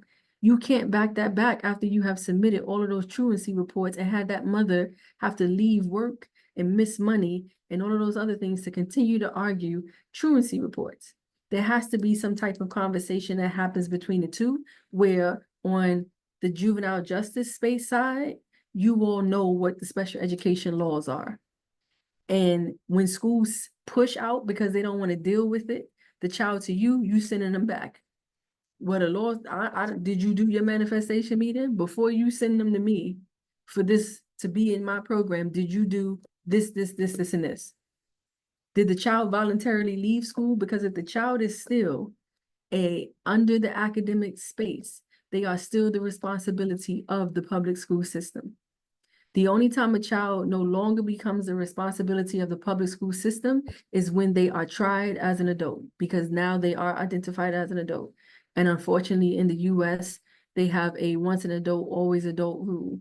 So the first time a child gets tried as an adult, even if it's for chewing gum on 145th Street, any other time that they get in trouble, they will have to face the adult courts because they're considered an adult after that. And so that is when the responsibility of the United States public education system ceases. And so once that happens, then they're not obligated to receive intervention anymore, which is why it's very important that we address it now, because once they be into that adult carceral space, there's no more requirement from the United States to give them what they need to be successful and functional and to reduce the recidivism. And we want to make sure that as long as you got these rights, we keeping you up on these rights. Okay, so what it looks like for you when you're pushing it back to the schools is to remember all of the points where a cognitive and communication disorder can impact academic success and require the schools to do something. Attention and concentration. ADHD is correlated to language disorders. Most times it's processing or being able to attend to tasks. We talked about social behaviors. That social and that pragmatic skill is going to impact their interaction behaviorally, but it's a communication disorder.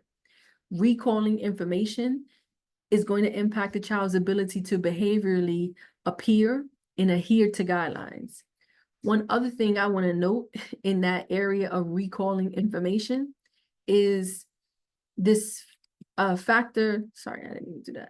This factor where we generally don't address the disciplinary actions handbook that students are required to follow.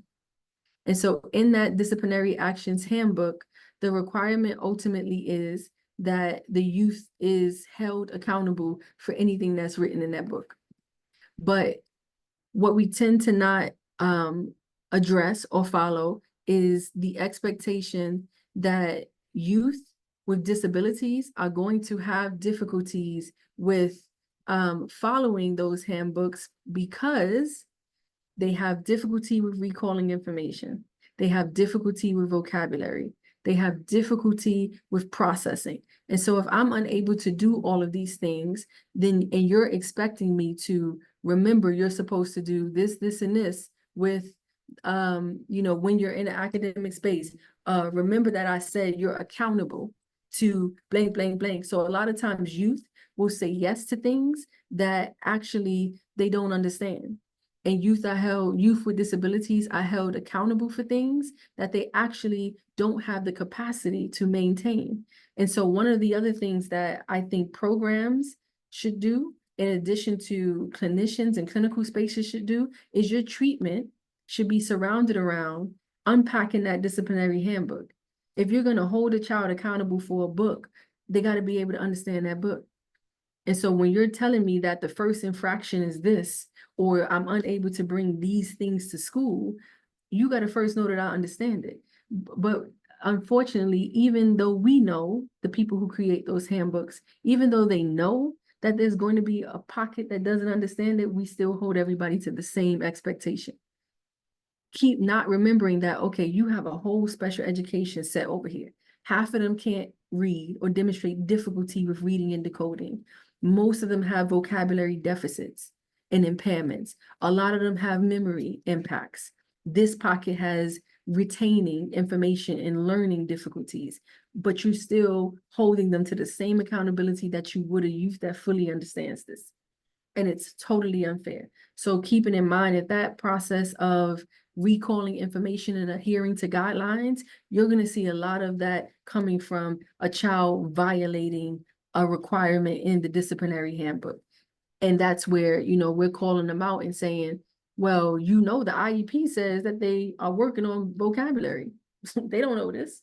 They don't understand this. How could we expect them to follow these guidelines when they don't know the guidelines? Organizational planning is going to be impacted behaviorally. It's going to manifest to frustration because the youth has difficulty getting their thoughts together. I know what I want to say, but I don't know how to say it.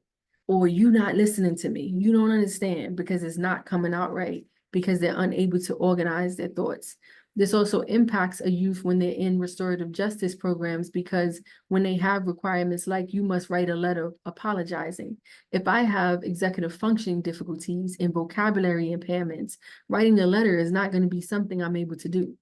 If I have language and literacy impairments, writing a letter is not something I'm able to do. And so unless you assisting me, you're likely going to get the youth that's not going to complete that requirement.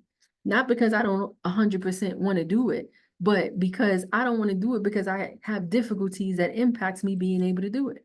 So we just going to avoid it. And the next time you ask me, where's my letter? I don't have it, which means, again, now I'm back in this process of violating a requirement that was supposed to keep me out of the system. Your fluid reasoning is important because remember that fluid reasoning is the process of taking information and applying it to novel situations. So it's that generalization skill. And again, it's going to be impacted by learning retention and recalling information and actually perception. If I don't perceive that this is something that's relevant to me, then it's not something that I'm likely going to generalize as a youth. And so a lot of times we write goals and we produce intervention that we think is important, but that we don't check to make sure is relevant to the lives of the youth that we interact with. And so what ends up happening is the youth doesn't retain it for the next thing. And so your fluid reasoning when you have communication disorders is impaired sometimes because they have the difficulty with transitioning those skills to other situations. We talked about literacy skills and how that impacts employment and reading comprehension. And we just talked about vocabulary skills. Pre and post case, when they are involved with the system, it impacts things like adjudication. It impacts things like violating expectations and rights. Your vocabulary impacts things like the sign says no trespassing, but you can't decode trespassing, so you walked in there anyway. The sign says wait, not open until 3 p.m., but you still pulling on the door because you can't read it. And so these are things that we have to keep in mind because vocabulary is a big part of this conversation where most times youth will say, I understood, but they really don't understand. And so one way to gauge understanding is to always prompt them to tell you back in their own words. And you're going to know when they can't understand because they're either going to use the word in their definition or they're going to repeat back exactly what you said in some capacity. And that means that they did not fully comprehend what was said to them. They're just saying yes, so either you can move on or so that their deficits are not highlighted. Okay, so we talked about language and learning disorders.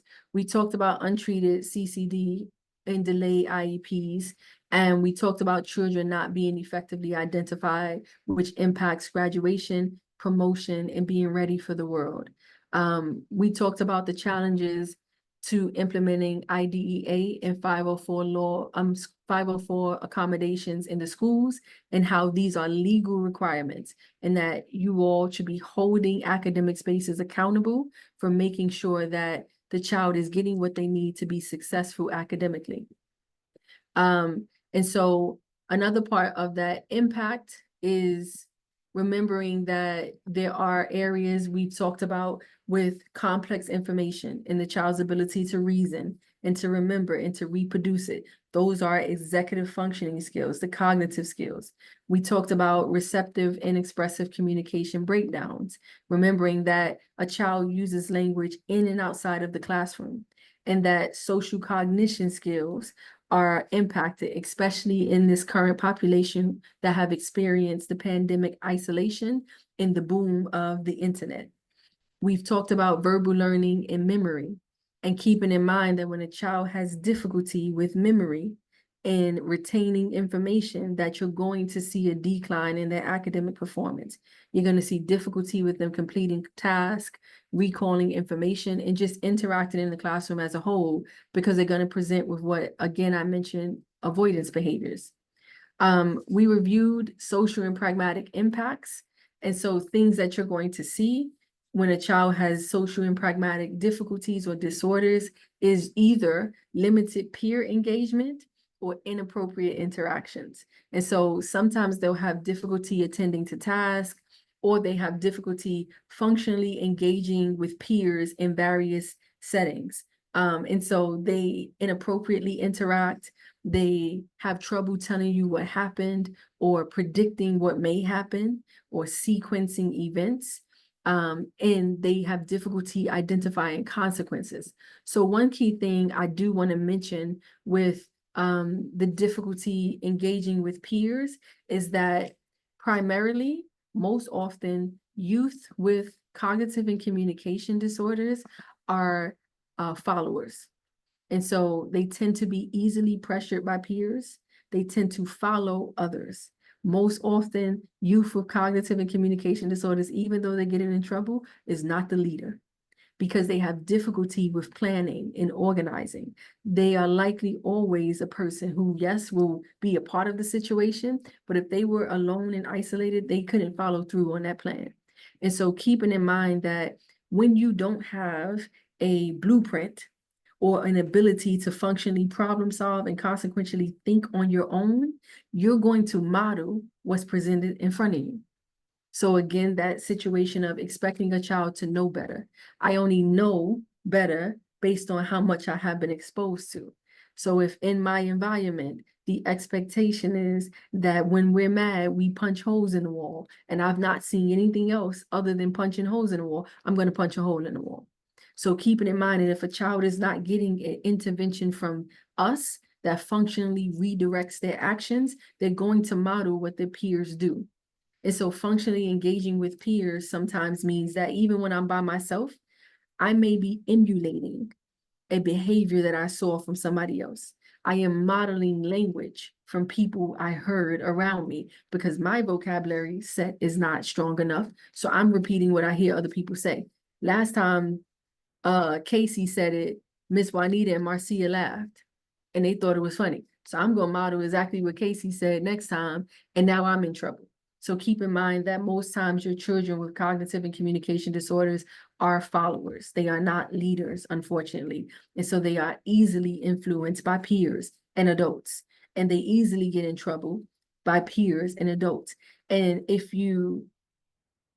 what I have seen in my experience on the forensic or the legal side is most often the youth that are facing adult charges didn't commit the alleged crime by themselves. I have not yet seen one where they were either in the car by themselves or in the club, but wherever the situation happened, they were not alone. It is very rare that I've seen it yet. And you likely can think back and think about, most times there's always a co-D. There's a co-defendant or there's a peer that was there or somebody exasperated the situation, whatever it is, it's because they don't have the capacity alone to do it. And so they are going to be guided by whatever we decide they should do.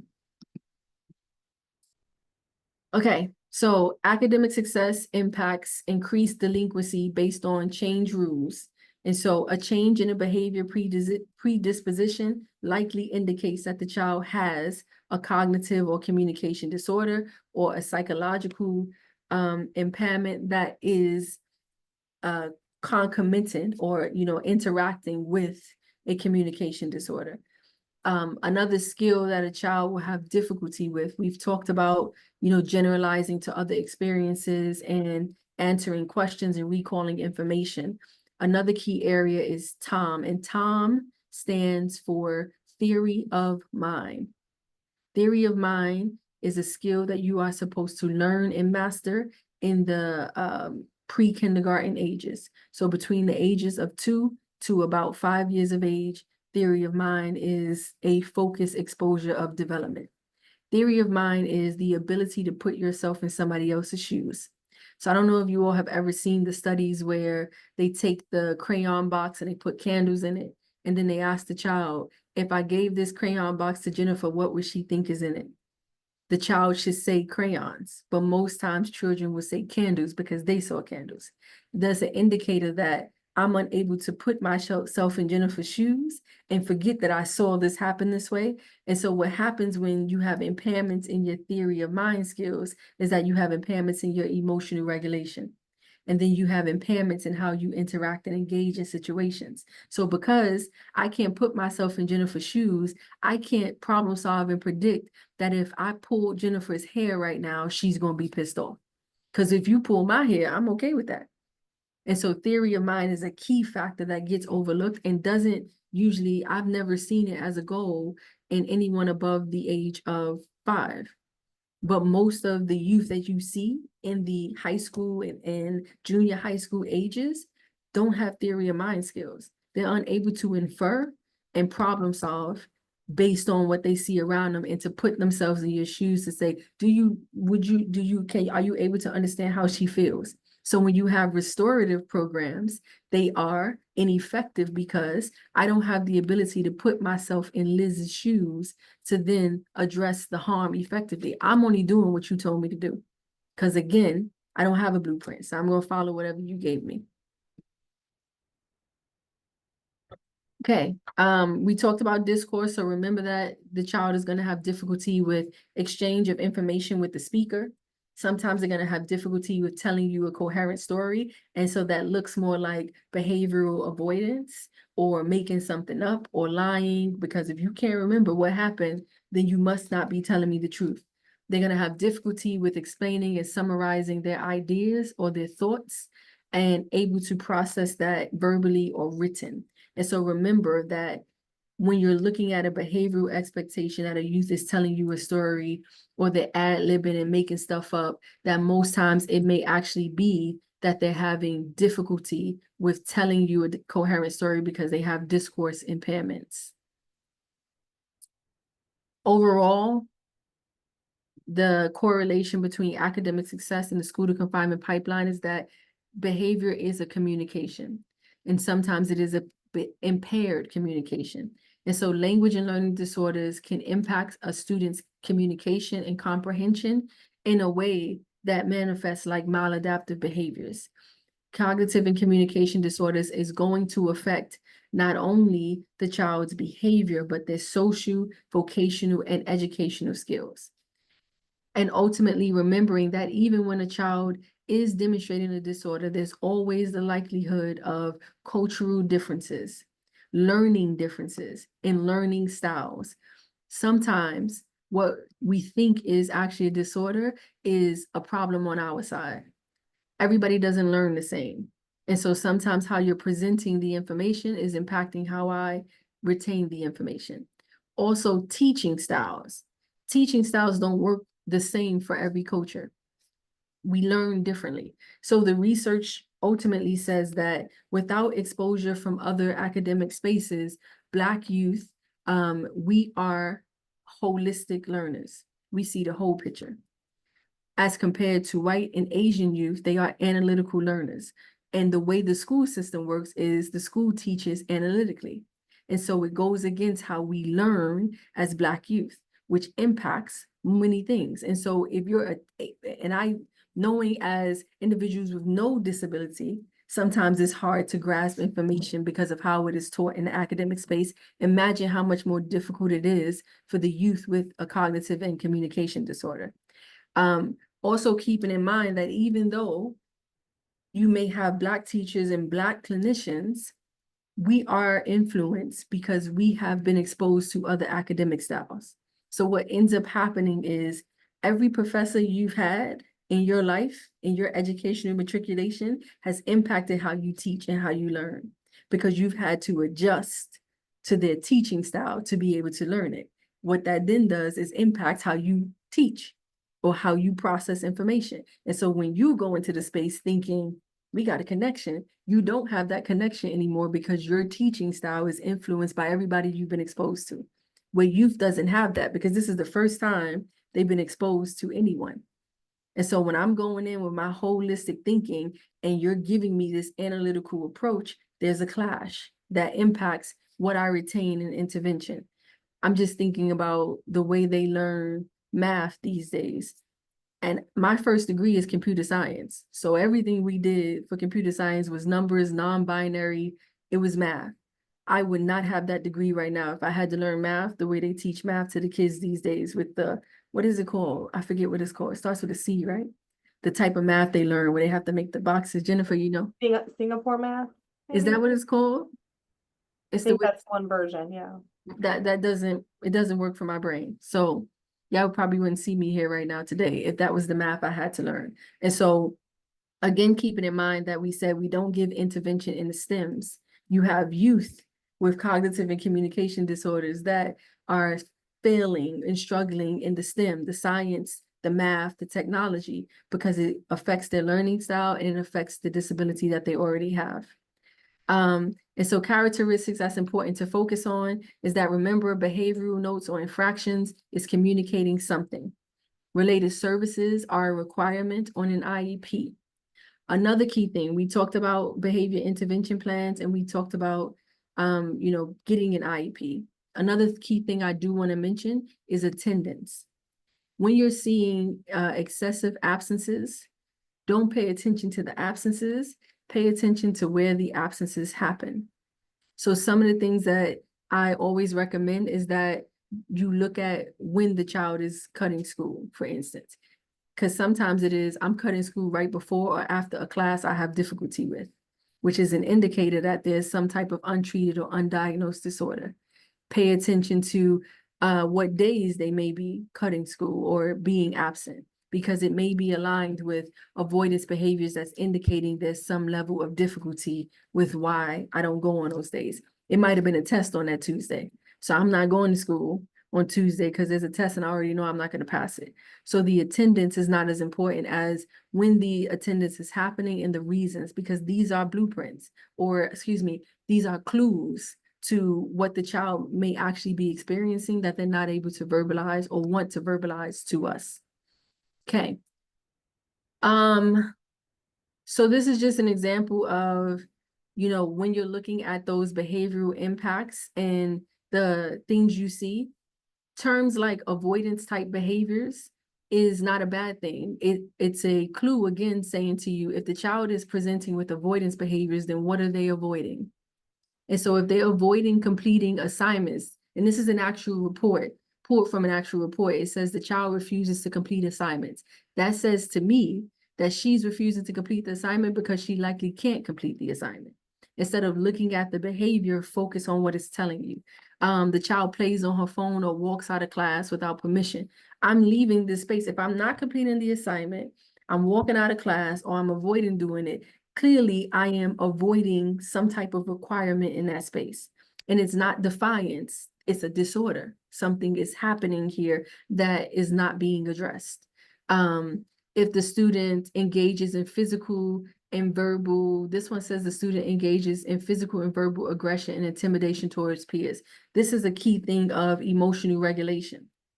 And so clearly the child is demonstrating difficulty with verbally expressing her frustration, anxiety, and tension. I see this a lot in men who perpetuate intimate partner violence. And from the research data I collected from a study a few years ago, all of the men who were a part of a DV program, when I tested them, all of them had vocabulary deficits. And these were men anywhere from 25 to 37 years of age. They all were in this program because they had been charged with domestic violence or intimate partner violence and were required to complete this program. All of them had some level of a language disorder, which says to me that when you don't have the capacity, you resort back to your default, which is the physical. Also keeping in mind that youth up until the age of 15, 16, default to their emotion because the frontal lobe is not fully developed. The lobe that holds emotion is. The frontal lobe does not develop until about 23 in girls, 25, 26 in males. So that frontal lobe that holds your problem solving and your consequential thinking and your verbal expression is not fully developed, but the lobe that is developed is the one that holds your emotions. So teenagers are teenagers because that's the lobe that's developed by the time they become teenagers. So that physical verbal aggression may actually be developmental, and there may actually be some disorders or impairments in vocab and those type of things. So if you're thinking about a child where they say, like this one, behaviors include profanity. If I don't have a strong vocabulary set, but I hear curse words around me all the time, I'm going to use what I hear. Most times I can't give you an alternative word to F-U-C-K if I don't know an alternative word. So sometimes it could be an indicator that my vocabulary is impaired. So keeping in mind that those things may be present. And then this is just a visual representation of how the psychological evaluation can be a great clue provider to difficulties with language. Remember, I told you that literacy was a language-based disorder. If you note from this Woodcock-Johnson conducted by a psychologist, the child has difficulties in all the areas of skills needed to read. Letter word identification, spelling, sentence reading fluency, sentence writing fluency. That means that when these things were placed here, a speech and language pathologist should have been contacted or referred to assess that child to determine the impairment or severity. So when you're seeing reports where there's a psych eval, but there's no SLP eval, these are clues for you to push it back and say, I think this child needs to be evaluated by the speech language pathologist because these are language indicators. Again, remember we aligned attendance to avoiding certain classes. As you can see, the classes, and this is the child's actual report card, the classes that they avoided were all the areas where they had difficulties. Language arts, F, math, Ds, but they got a B in dance. Exploratory Spanish, D, C minus, science, F, but they got a B and a C plus in gym. World geography, F. And so all of the classes where you require language and writing and retention, you can note that the child was failing. But the classes that were fun, they passed. Those are key indicators that there's likely some disorder. Because if I'm a behavior problem, quote unquote, then I'm gonna be a behavior problem across the board. Why am I only a behavior problem where the task and the requirements are so complex and significant? So we should look at those things. And so ultimately, my final recommendation to you all is to always analyze the data from the IEP. Make sure that the child's disability and impairment matches the goals. So like you're seeing that, okay, we said there was concerns with math and reading, but did they get speech and language pathology? So as you can see here, as an example, they checked off that the child had difficulties with academic reading and written expression and emotional, social, and behavioral development. They did not check speech and language, and they did not include a speech and language pathologist. So this child still has those same difficulties because what they needed addressed was never addressed. The necessities that were presented is still present and not being targeted. And so that report card you still saw was the output of this IEP.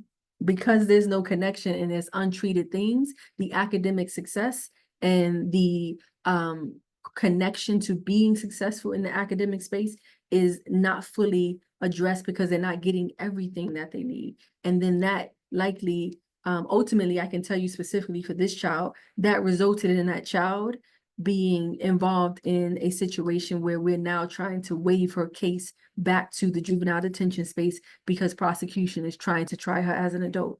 And so the two definitely correlates. We have to start being more intentional about connecting our expectations, our programs, and our interventions to what is happening in the academic space and making sure that we are ruling out the presence of disorders or untreated and misdiagnosed disorders. And that is, I'm going to stop there and open up the floor for questions. I know, Dr. Stewart, that you talked about making sure that you have that really established blueprint or baseline for youth, especially when you're trying to do like a restorative justice space or a circle and to repair harm. So I know that we suggest to our teams to, when they are compiling their circles, to make sure that all important people in that person's life are included in that space. So that would be educators as well as counselors or coaches or individuals from the church, their parents, the child themselves. How far out, in order to make that a better process and to make sure all the things that you've spoke of so far today, how far out or is there other people that you would suggest to clearly establish that baseline? My assumption would be that different people at that table would have had knowledge of those IEPs or been involved in that process if those exist and things like that. So do you have any further thoughts surrounding that? Yeah, so I would include the school. Like I said, because they still have that requirement. And so one of the best rules of thumb is you can request the academic records, but have the parent request it because they'll give it faster to the parent than they will you. They legally have to turn it over to the parent within a certain amount of time.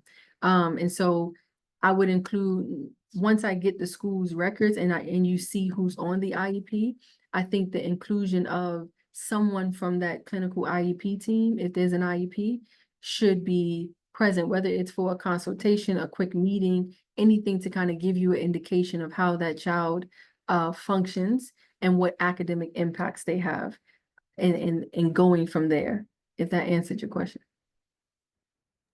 It did, and we do try to identify that as well. So that's perfect, just making sure that we are headed in the same positive direction. So I'll let anybody else go ahead if they have anything. Oh, one more other thing I would add, as a side caveat, I would always keep a special education lawyer or advocate on retainer, because they're going to be able to tell you or look at that thing and say, this child has, some violations here that needs to be picked up through, the sped law, family law court. And that would kind of shift you doing what you need to do, because sometimes it has to go back to the school and the school needs to address what they need to address first.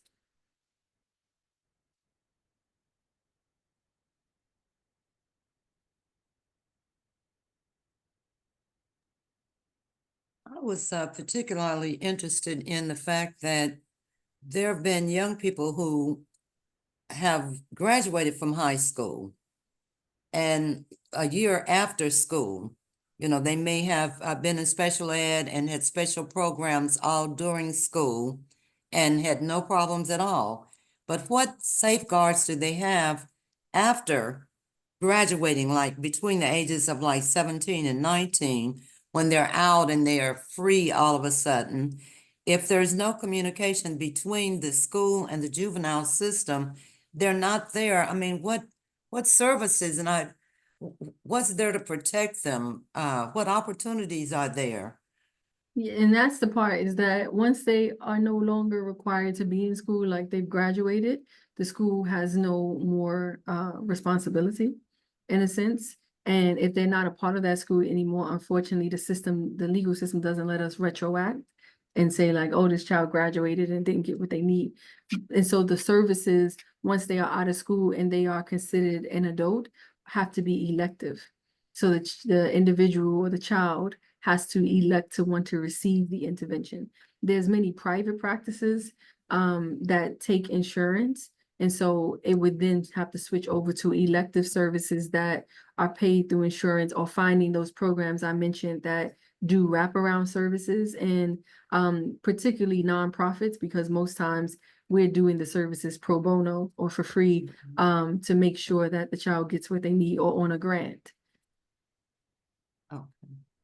And the other thing is with someone who has the characteristics of just listing those things that you had down for social communication disorder. And I see many of these characteristics in a particular child.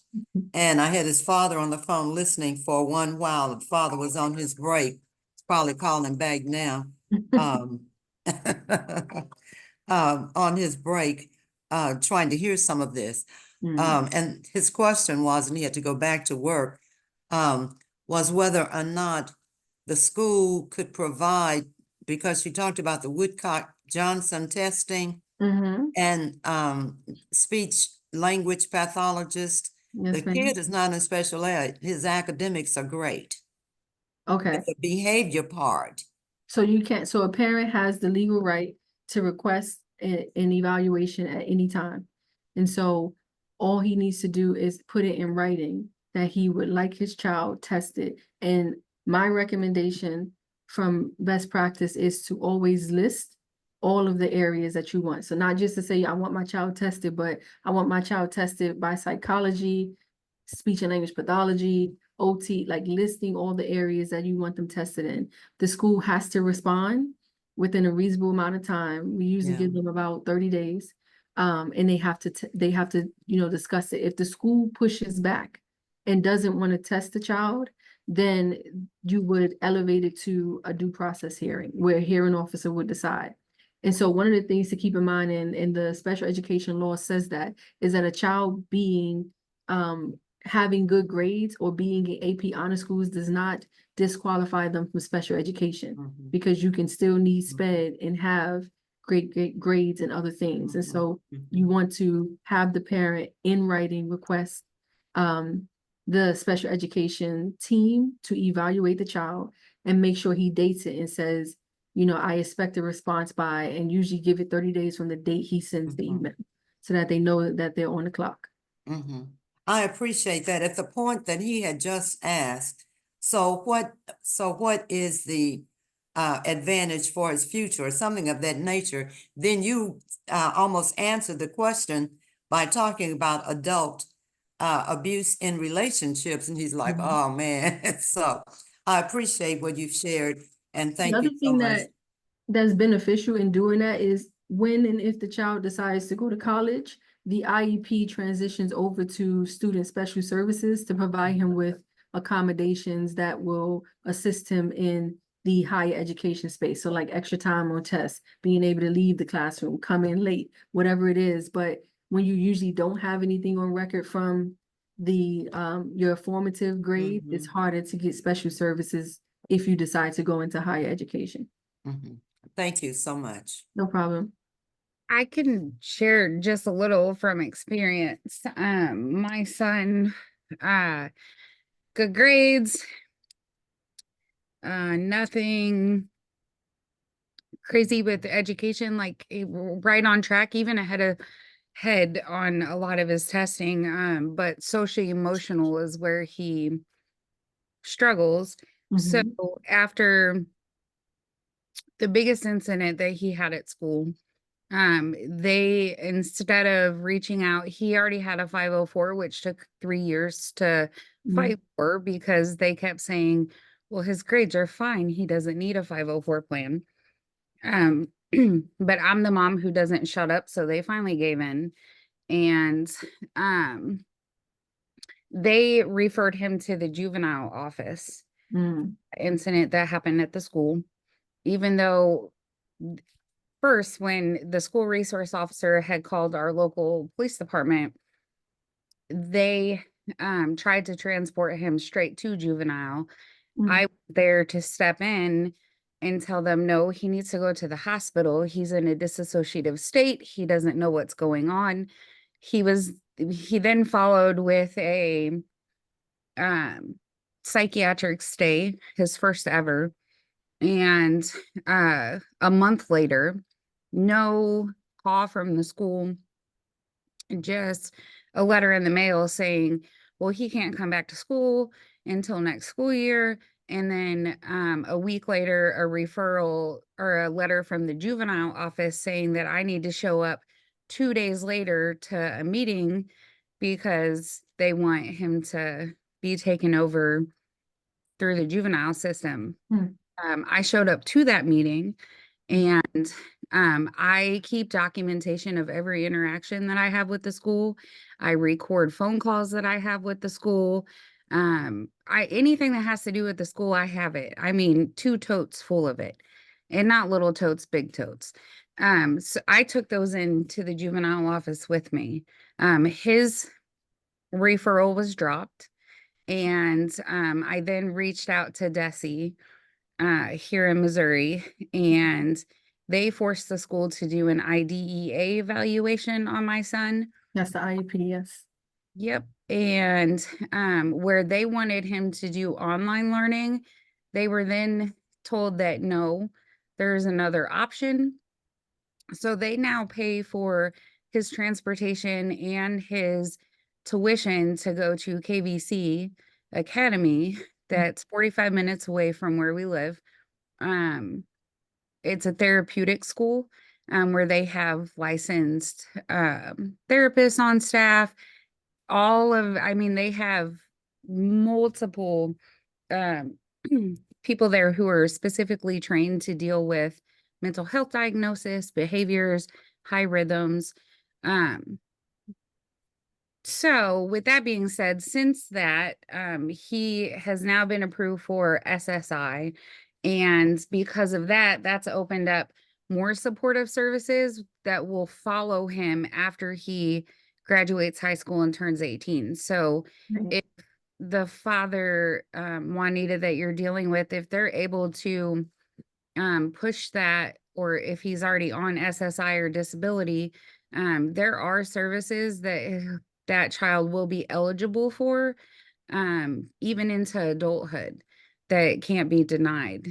And so that, thank you for that. What she's mentioning though requires a special education lawyer, because that was the due process hearing, deciding that the school owed him back services and compensatory services that their restrictive environment can't provide.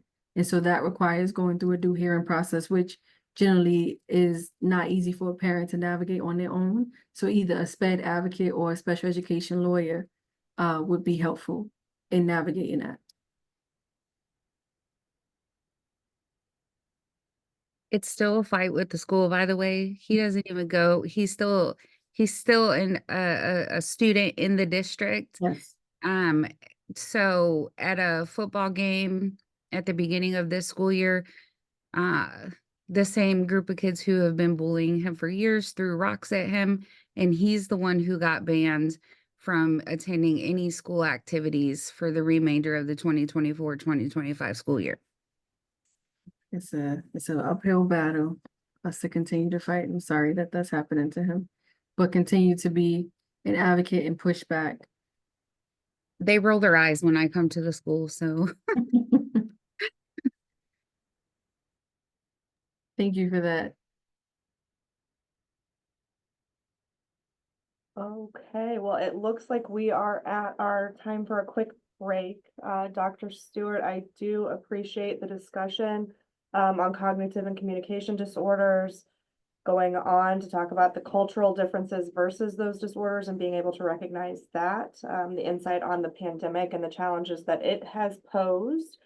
I would like to add, in reference to your discussion about talking about unpacking disciplinary handbooks and things like that, MJJA and MODDC for the STOP project are working on using plain language and persons first language in all of our works to help create those documents in such a way that they are accessible to all people. So before we even have to unpack them, just making sure that they are more accessible. So I do challenge you to look at your court documents or anything that you use in your workplace and try to use plain language and persons first language. And we can give out some more information on that when we email out information surrounding this training. And so with that, I will let you guys take a quick break and come back at 2 p.m. For our panel discussion. So thank you again, Dr. Stewart, and have a great break here for a few minutes. Okay, welcome back. So our final presentation today is our panel discussion, Advocacy on Display. I would like to welcome Michelle Barron. She is a CASA coordinator for the St. Charles County 11th Circuit here, and a parent advocate. She has a 21-year-old son who is autistic. She was a deputy juvenile officer for 26 years prior to becoming the CASA coordinator for St. Charles, and she has been in that role for the last 3 years.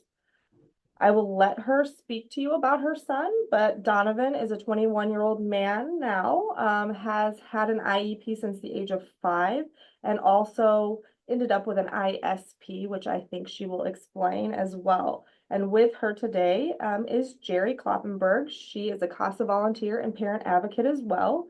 Jerry has been a CASA volunteer for the 11th Circuit CASA program for the last 9 years, and a parent advocate to her son Adam, who is 38, who was diagnosed with Down syndrome. She has been active advocating for new and out-of-the-box thinking for her son to improve the quality of both of their lives. He's also a high school graduate, also with an ISP plan, and they are currently including services including transition and companion model and living with a host family. And so I welcome both of you. I do know that our previous presentation, there were some questions about individuals who had IEPs and what that looked like past high school. And so if maybe, and I know Dr. Simmons might reach out in regards to that, but maybe if that could be discussed in those plans that both of your sons have at this point. I also know that there were some questions that were turned in for our panel. And so I will welcome you to get started, and then we can get along with the questions as well. Great. You want me to go first, or are you going to ask the questions? You guys can, if you want to introduce yourselves or tell any more, or I Yeah, can sure. start. So like Jennifer said, I'm Michelle Barron. I am the CASA coordinator here in St. Charles County. And so I have worked with various children with special needs through my work, and then obviously through my home life. And I'll be honest with you, in raising my son has taught me more about the special needs services in the area than anything, just because I had to get services for my son. And so I'll be able to share some of that with you. Donovan is now 21 years old. And although he is not continuing his education, IEPs do carry through to high school, beyond high school, they carry on to college. So if Donovan wanted to attend college, his IEP would have carried over. Unfortunately for Donovan, his intellectual functioning is not the caliber to be able to go into college. And so we went with vocation rehabilitation, and he got a job through them. He works at TJ Maxx, and although they don't have an IEP for him there at TJ Maxx, the employer is aware of Donovan's needs and what supports and structure he needs. He started off working there with a support person that was there for every shift.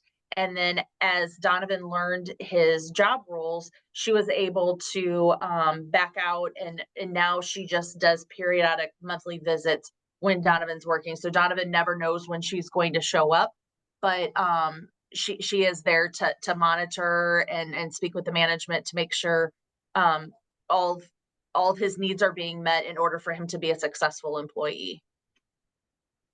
You want to talk about Adam's at school? I'll talk about Adam.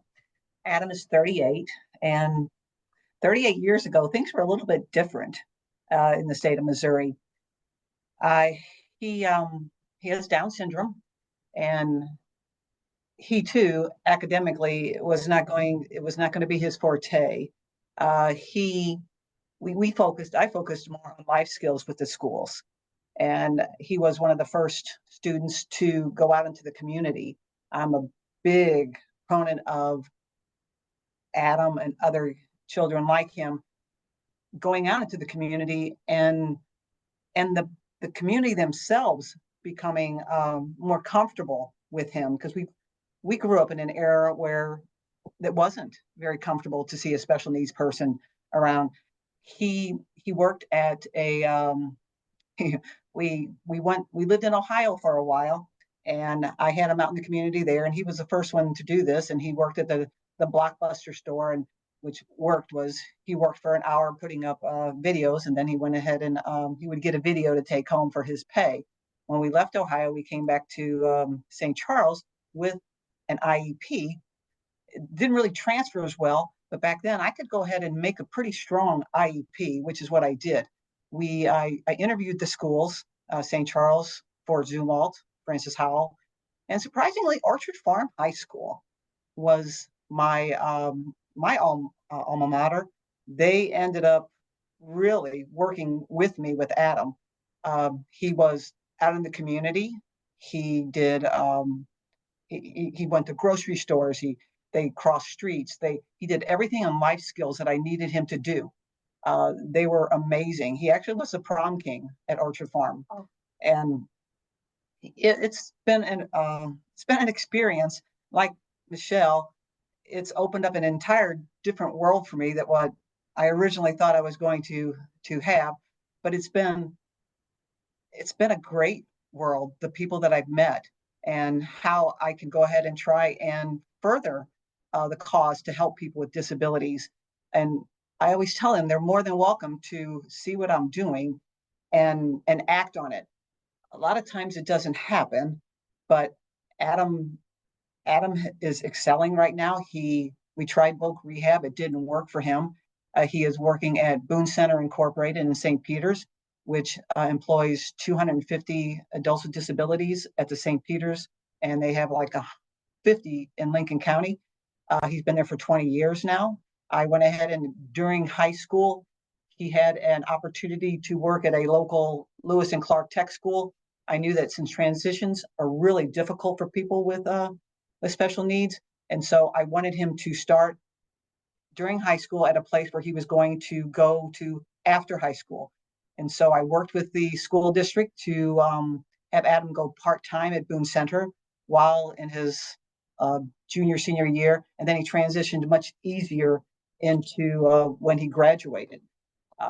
It's been a great experience with him there. He loves it there. It's his people are all there. And yeah, I am right now, as Michelle probably knows, I mean, things are running smoothly.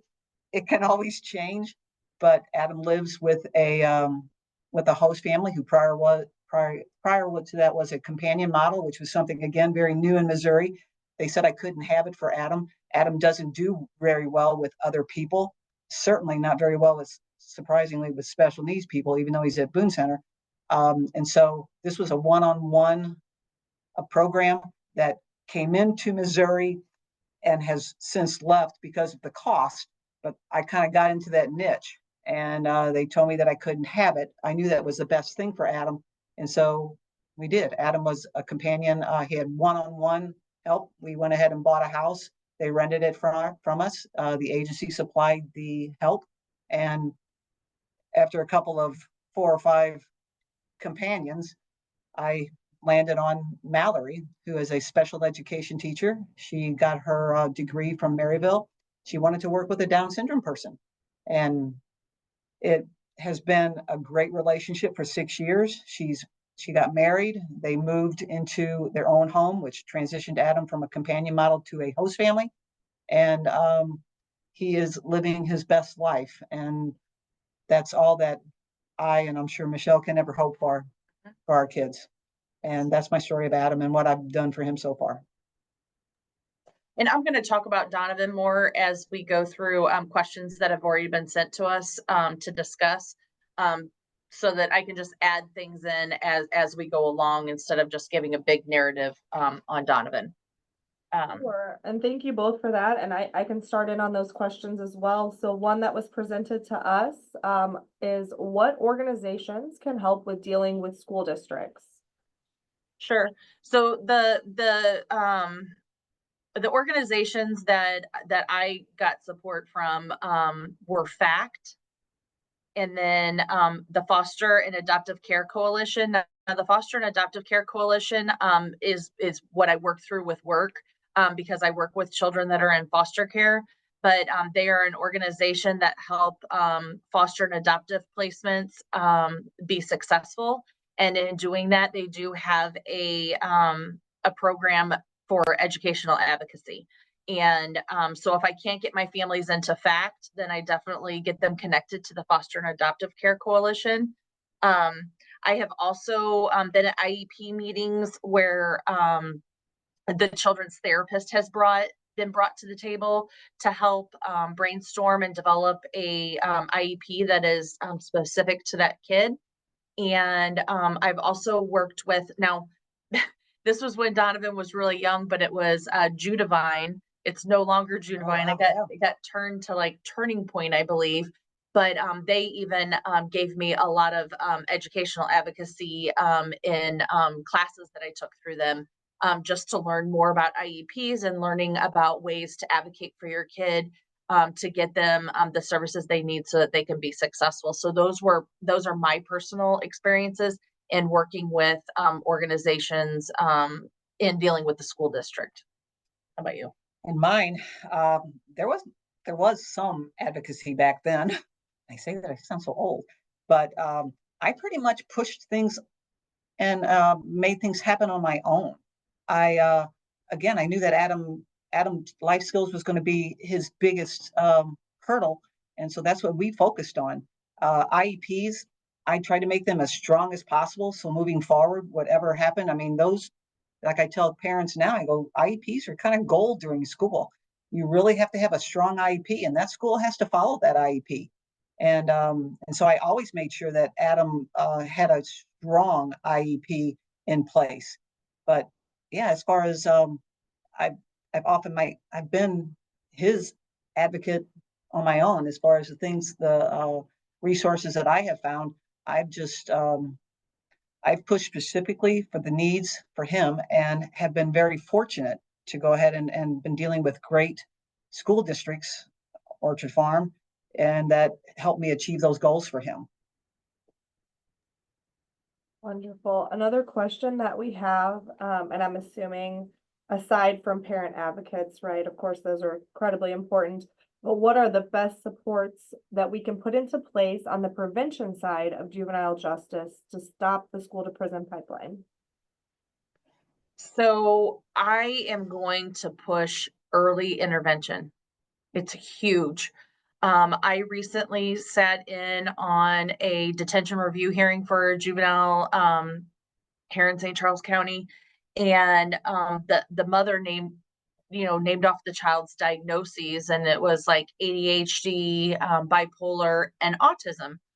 And this young man is 17 years old and has some very serious felony charges, and they're charges against persons.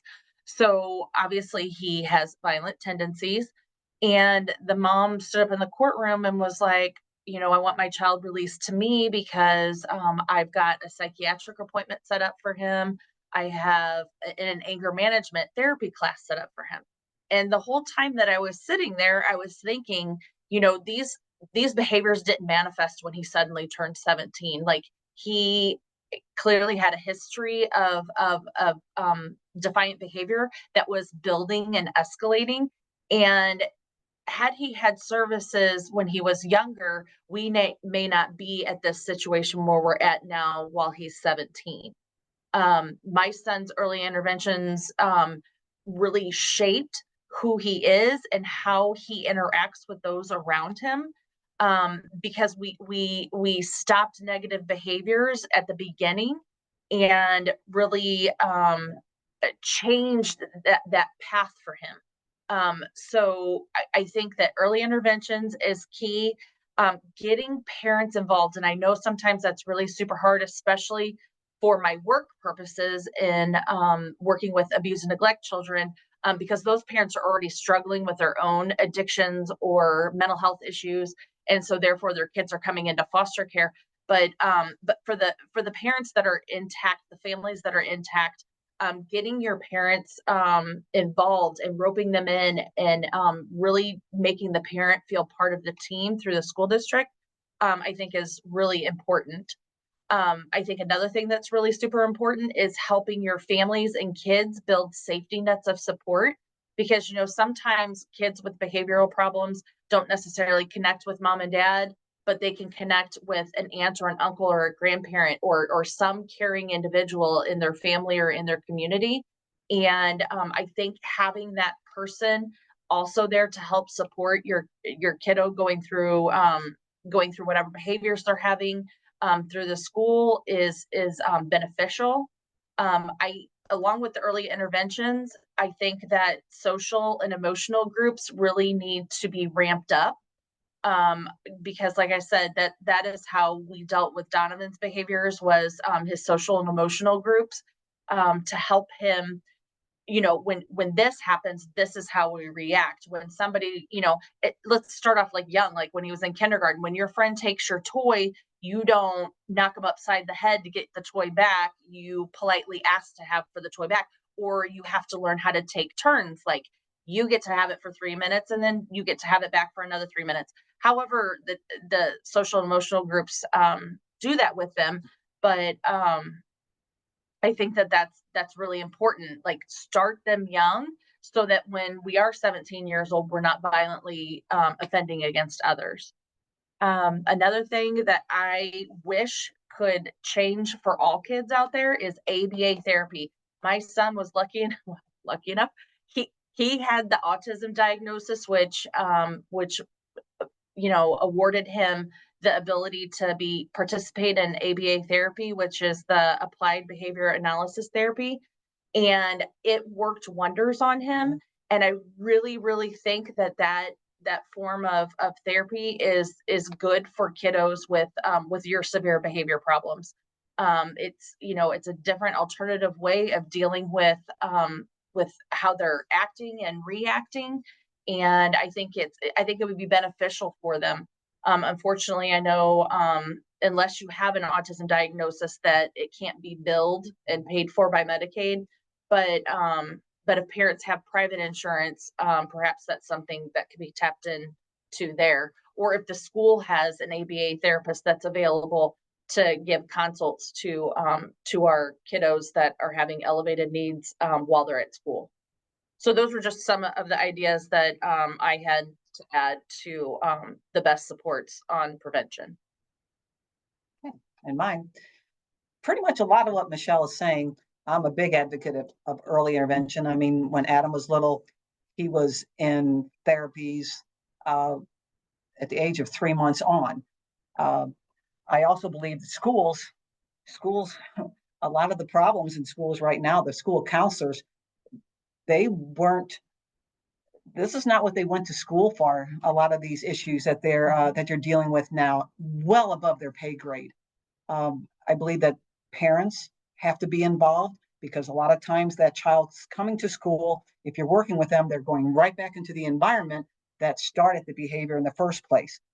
I'm a big fan of early intervention. I'm a big fan of therapy beyond a school counselor, because I don't think that a lot of them don't have the resources nor the education to deal with a lot of what's coming down the pike for these little kids. And I think you can see a lot of things happening in the early years, which will prevent or give them tools to deal with moving forward in the school system. And when you leave, hopefully that they take that with them. But if the parents aren't involved, I don't know what the success rate is going to be, because a lot of times the parents themselves need as much help as the child. And if they leave school and they're continually going back into the same situation, it's sending them mixed messages. And also, I think the teachers need to have more supports in the school. They have to have more accountability. These kids have to have more accountability. Right now, there is, on a lot of kids, there's very little accountability. Johnny's always right, Susie's always right.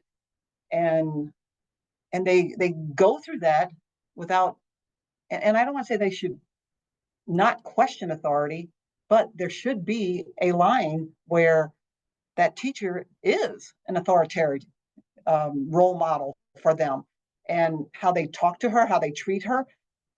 It can just continue on. And it's not a good thing the way the school districts right now are not standing behind the teachers in the schools. And you're losing a lot of great teachers in the schools because of that.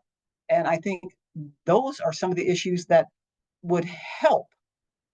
There are some kids you're not going to be able to help, but I do think having a good base, a good foundation with a school district and teachers and school counselors and therapies in place will go a long way to helping a lot of these kids that are troubled and in troubled homes as well. And to kind of piggyback off of what she just said, with Donovan at school, when he was younger, he did have behavioral problems. He would wad up his assignments and throw them across the room. He flipped a couple chairs a couple times. He actually stabbed a para with a pencil in her hand. So I was that parent. I was there. I was a kiddo that was having these violent behaviors, and I knew that they were just going to get worse if we didn't find some way to stop them. And so communication became key with me and the teachers. And so anytime an incident like that happened, I would immediately have a discipline at home for that. Because I wanted to have a very clear message to him that violence and defying authority was not going to be accepted, and that if he wanted to have his privileges at home, then he was going to have to behave at school. So like I said, having the parents buy into that respect to the teachers and the respect to that authority of being told to do something that you don't want to do, but that you have to do. All kids have to go to school. All kids need to complete their assignments. And although Donovan's assignments may have been different from others, he was completing assignments just like everybody else in his classroom. And I backed that. I made sure his assignments were done, and I made sure that he was turning things in. So with those kiddos, the teacher needs to be sending a note home or an email home or a text letting them know immediately that, this behavior happened at school. And then it became as simple as taking his iPad away at night. And but by the time he was in like second or third grade, my phone calls home changed drastically. It got to a point where all the teachers had to say was, "Do I need to call your mom?" And the minute you said that, he would hop to it and do whatever it was that you had asked him to do. But like I said, it took us up until third grade to get that message across, so that he knew that we weren't playing, and you had to get your assignments done, and you couldn't stab anybody, and you couldn't hit anybody, you couldn't kick anybody, you couldn't hide underneath the table. When you're at school, you have business to do, and you need to adhere to it. I'm going to piggyback on that as well, because Michelle, it was the same way that we did with Adam. He had his own behaviors. Our big thing when he was growing up, because it was always hands to yourself. There was no hitting. There was no touching anyone else. And he also knew if he got in trouble at school, he was getting in trouble at home as well. We had one incident where mornings were his most terrible times, and he would get up and you just never knew what Adam was going to come out of the room. And so he was getting ready. He was waiting for the bus, and I'm in my robe, and it was, his school bus, 60 kids. He was the last one picked up. And as he turned to look to me, and he said the F word really loud at my face. And then he took off running. Now, Adam doesn't run. Adam never runs. And he was running down there. So here I am, I'm in my robe, just got out of bed, and I take off after him, walking down the thing. And the bus driver, who was wonderful, Adam jumps up in the bus and sits in the first seat and sits in there. And she's looking at him and she's going, "Adam, I think your mom wants you." And so everything had to be immediate with him. Yes. We had to find, let him know that was unacceptable. And so I just got on the bus and I looked at him, and, 50 other kids were looking at me, and I said, "Adam, you're mine. Get off the bus now." And so got off the bus, and I took him to school. He wasn't allowed to ride the bus to and from, which he loves, and other things. There has to be accountability for these kids right away. And there has to be backing. The bus driver actually, when Adam graduated, sent me a letter thanking me, because she knew that I was always going to stand behind her if Adam had any issues, and she knew that she could call me and write notes every day. I had a notebook that we wrote in every day. And how was Adam's day? Was he good? Or Adam was saying, sorry, mom, at work, at school, because he did something and they knew something happened at school or at home. And so it carried over for him. But he had it in his head all the time that he was supposed to keep his hands to himself. He wasn't supposed to say cuss words. There was going to be accountability at home, and I was going to back those teachers. And so that is paramount in the early stages of his growth, because like Michelle, I knew I was going to have a man child when he grew up, and I was not going to be able to control him, nor were other people going to be able to control him when he went into host families, or if he out into the community. He had to know that hands to yourself, I meant business. But Michelle and I,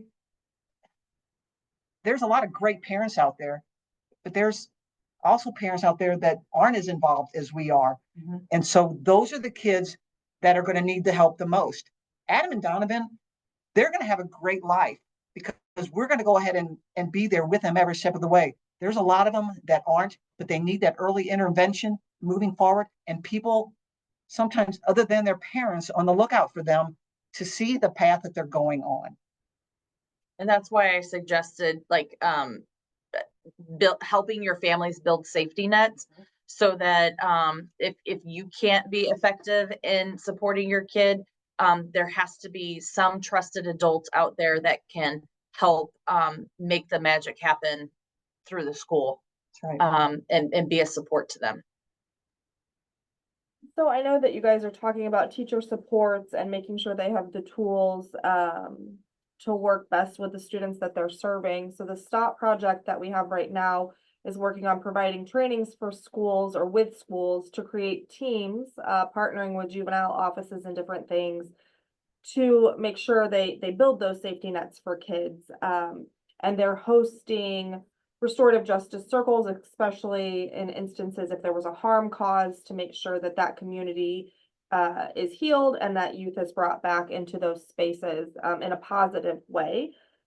Is there something that you would say to those restorative justice teams or just professionals in general when working with youth like your sons, that just that very baseline comments on how to approach that space? Our previous speaker talked about making sure that those teams looked at the IEPs and looked at all of those tools that we have to establish that baseline. But she also spoke about if maybe your IEP was not as strong or solid, there may be gaps in that. So is there a way as a parent advocate that you can say, yep, we have this IEP, but it's lacking something or sharing something? What would you say to those professionals to make sure that they had the full picture of your child? Sure. So consistency. Make sure that you are consistent with your disciplines, and make sure you follow through. If you say you're going to do something, you need to make that happen. And believe me, your kiddo will be the first to tell you when you forgot something. My son's brain is a steel trap. So if if you do this, then that's going to be your reward, or that's going to be your consequence. That's going to be your discipline. And with him knowing that, it can make him second guess am I going to hit that peer, or am I going to hold myself together because I know what's going to happen next? So like I said, I think consistency is a huge proponent, and then the follow through, making sure that you follow through with whatever it is that you have told that child. Because if you threaten if you threaten a punishment for them and you don't follow through with that punishment, then it's completely ineffective. So that's my suggestion. And there always has to be a reaction for these kids. You've always got they've got to there cannot be a lot of gray area. Correct. With our kids. It's got to be black and white. And when you do this, this is going to happen. If you want to do this, and you know that this is what the end result is going to be, this, you try and work through that. But right now, our kids are black and white as far as what they perceive around them, what they do. They've got to know that if they do this, this is going to be the cause for action for them if they, whatever they do in school or however they hit. But earlier is better. Again, because both Michelle and I knew that we had to go ahead and stop some of these behaviors before they got out of line. Again, you're talking to two parents that are heavily involved in their child, that do everything we can to make their quality of life better, which is exactly what we have to do with the discipline and the accountability and everything like that. So it's the parents that aren't doing that. There is no follow through at home. That's the group that you really have to focus on. Yeah. And I also wanted to add like something that I had a CASA do one time for a kiddo. She had a child that was constantly bouncing from one foster home to another, and therefore she was bouncing from one school district to another. And my CASA finally came up, and she made it one sheet. So she tried to make it as precise as possible. But she created this document to give to new foster homes and new schools that were a list of, if this happens, then try this. And here's a list of her triggers, and here's a list of her calming techniques that have worked for her in the past. And a lot of the foster parents and a lot of the schools were very thankful for this document, because like I said, it's not in the IEP, but it's somebody that's been with that kid and followed that kid through so many moves and so many changes that that list was very helpful for the next person that that had to deal with her. Because like you said, not everything is going to be detailed and outlined in the IEP, but these are important things to help that kid be successful in the school that they're going to. And our previous presenter also mentioned that some of the youth that she had worked with were very situational. So if you gave a response or a consequence or positive or negative for situation A, it was very difficult for them to apply it in future situations. Is that something that you saw with your children?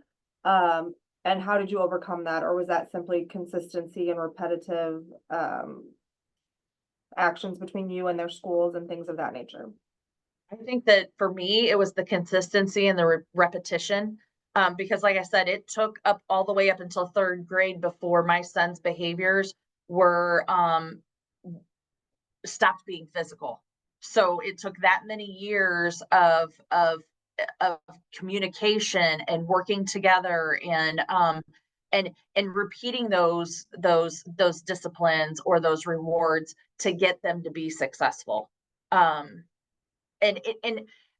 something that I want to add is that mentally disabled children and behavioral children can all learn how to be accountable for their actions.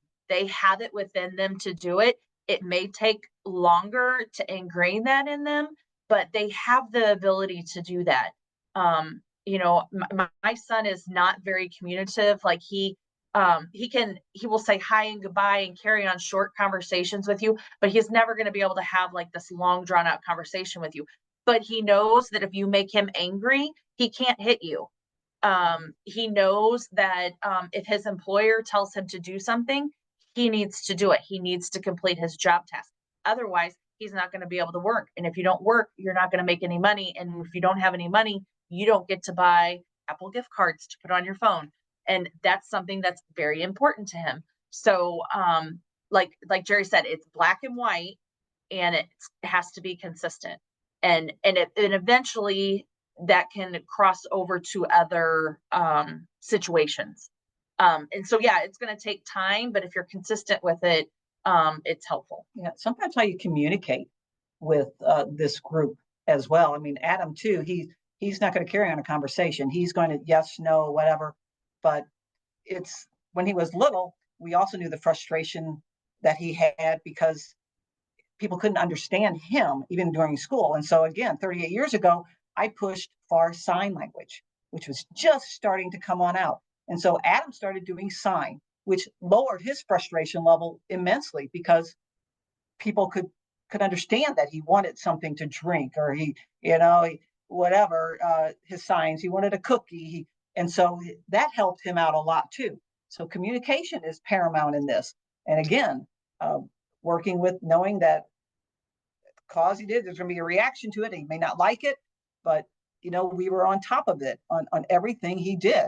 And I think that has enabled him to be able to go out into the community and to enjoy things out there and know that he's not going to throw his food around and everything like that. He's very able, like Michelle said, our kids are very able to do and act appropriately as long as they have a good upbringing to bring them up to this point. But it was a lot of hard work and it was a lot of consistency, never just you almost can't take 2 steps back. You always have to be on top of them Going forward. because they will take that and they will abuse it in every way they can.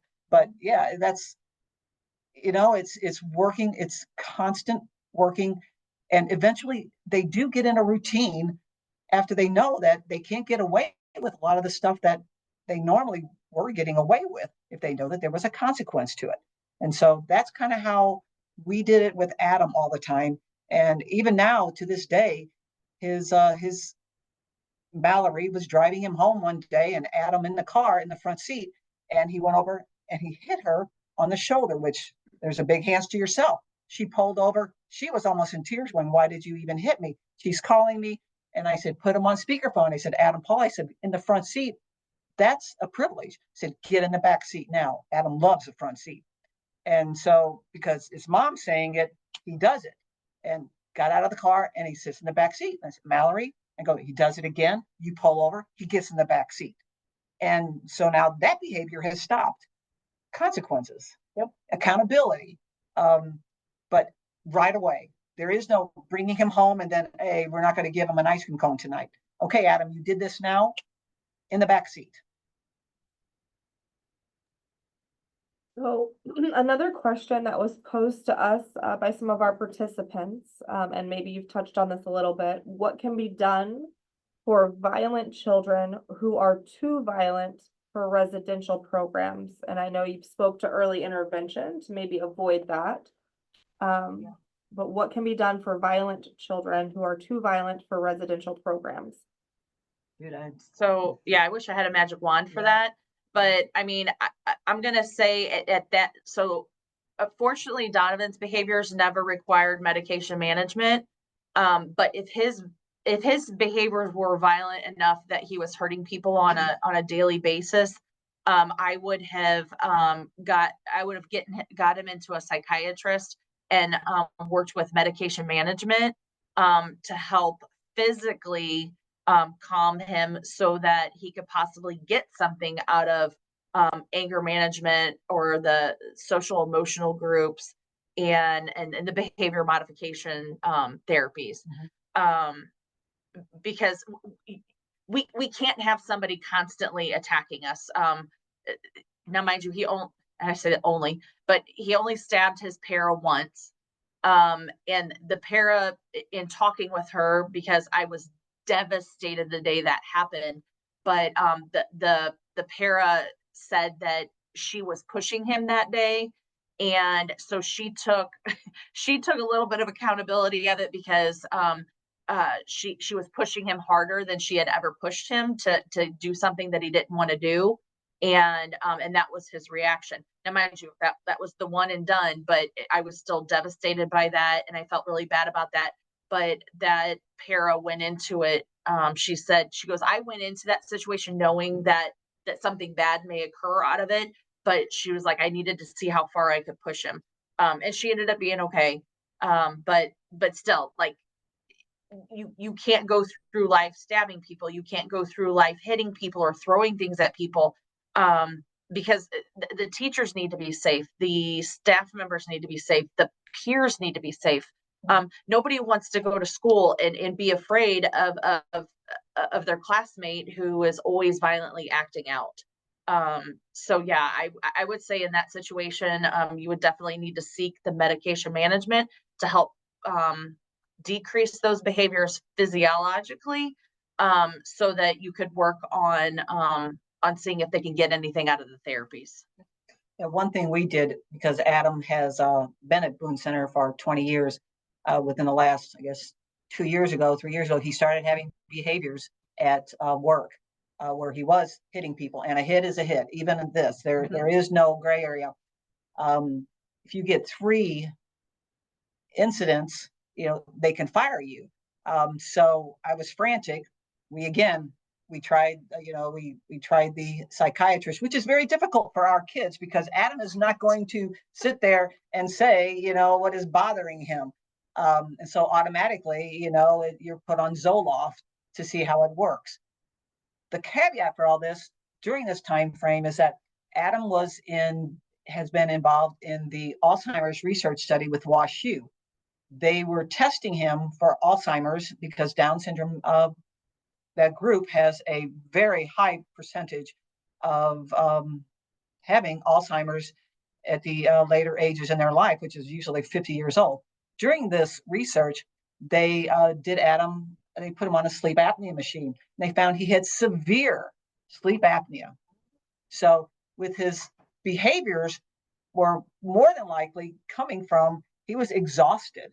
I mean, it wasn't just severe, it was severe sleep apnea that this man had.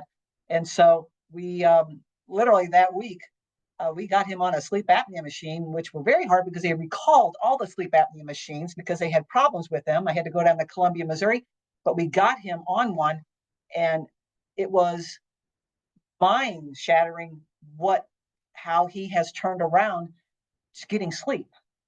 And it sounds so simple, but with our kids, if they can't tell us they're tired, if they can't tell us they're crabby, if they can't tell us whatever, this machine enabled Adam to sleep. So his behaviors dropped off, his communication level increased because he was more communicative. He was able to go ahead and enjoy people around him. So we have seen a great deal as far as him having a better quality of life. Now, should Adam have had more incidences at work, which Boone Center does not have, and I know, Jim, we talked about this earlier, I'm a big advocate of a calming room. They have them in schools, and Boone Center does not have the room for them right now, but you have a large segment of people here that have a difficult time letting you know what is going on, not necessarily even at work, but at home as well. And so the first thing that they do, like at school, they expel them and they send them home. Sometimes they're going back into the same environment that started this whole thing. And a calming room is I think is really necessary for a lot of our people, because it brings them down when they're manifesting whatever is going on in their head, and they need the calmness of that room, which different tools are in there usually to help them come down. And a lot of times now, even in schools, the kids will say, hey, I need my time in this room. And they go and they bring themselves down because it would prevent an outburst, which again, the entire class then has, is involved in it. But if they could leave, go in, relaxed, come to terms, whatever, have somebody to talk to, which is always nice, and then go back in. It's a tool, it's a strengthening tool for them. And I'm a big advocate of those types of areas for our people in the workforce as well as in school. So part of the STOP project is to try to enact best practices in order to eliminate or drastically reduce those suspensions and expulsions for behaviors that could be managed differently. Yes. And you mentioned calming rooms, and we've had a little bit of discussion surrounding that. And in some instances, those are still viewed as a removal from the educational space. So would you have suggestions as to maybe what could be included within a classroom that could create like a calming corner or a calming area that may be beneficial comparative to a totally separate space? Or in your position, would it be that totally separate removal out of that classroom for a time period that would be more effective? Looking at the other children in the room too, who are their classroom day is disrupted with this outburst or whatever. And attention is focused on that person, whatever they're doing, whether they're yelling, screaming, hollering, that kind of takes away from the other 10, 14, 15, 20 kids in the classroom. So, I don't think it's a bad situation to have a nice, comfortable, calming room with low lights, calming colors, sometimes a swing. It helps their mind to have that in place should they need that. I see nothing wrong with having that in place. And a lot of times they will take themselves there, like I said, because they know that is the one place that they can calm down. So I'm also looking at the other children in the classrooms. So a corner, I don't see that is going to be relevant unless you. Yeah, no. So what Francis Howell ended up doing for Donovan is, because I don't think that his elementary school had a calming room at the time, but what they did have is it was the OT and PT room, the physical therapy room. Mhm. And so whenever the paras noticed Donovan escalating and not being able to calm himself down, they would remove him from the room and go to the PT room. And there he had a swing, which was very beneficial for him. Donovan loved deep pressure. So it's about finding what helps your kid calm down. And so his teacher had a foam roller, and it was like a noodle maker, except it was like big for a kid. And he would like literally go through these big, huge foam. It was a huge foam roller, and he just slide in between the foams. And so then he'd be squeezed, like on the top and on his stomach. One of the other things, I loved Donovan's teacher, his special ed teacher, really like thought outside of the box because he liked that deep pressure so much. She got one of those ginormous beanbag chairs, took up half the room. And then she just bought regular sized bean bags, and she would lay him down on the big bean bag and then throw the other ones on top of him, and then just like push around on those bean bags to like give him that deep pressure on different parts of it, like his big body, like on his thighs and his chest and his shoulders and his back.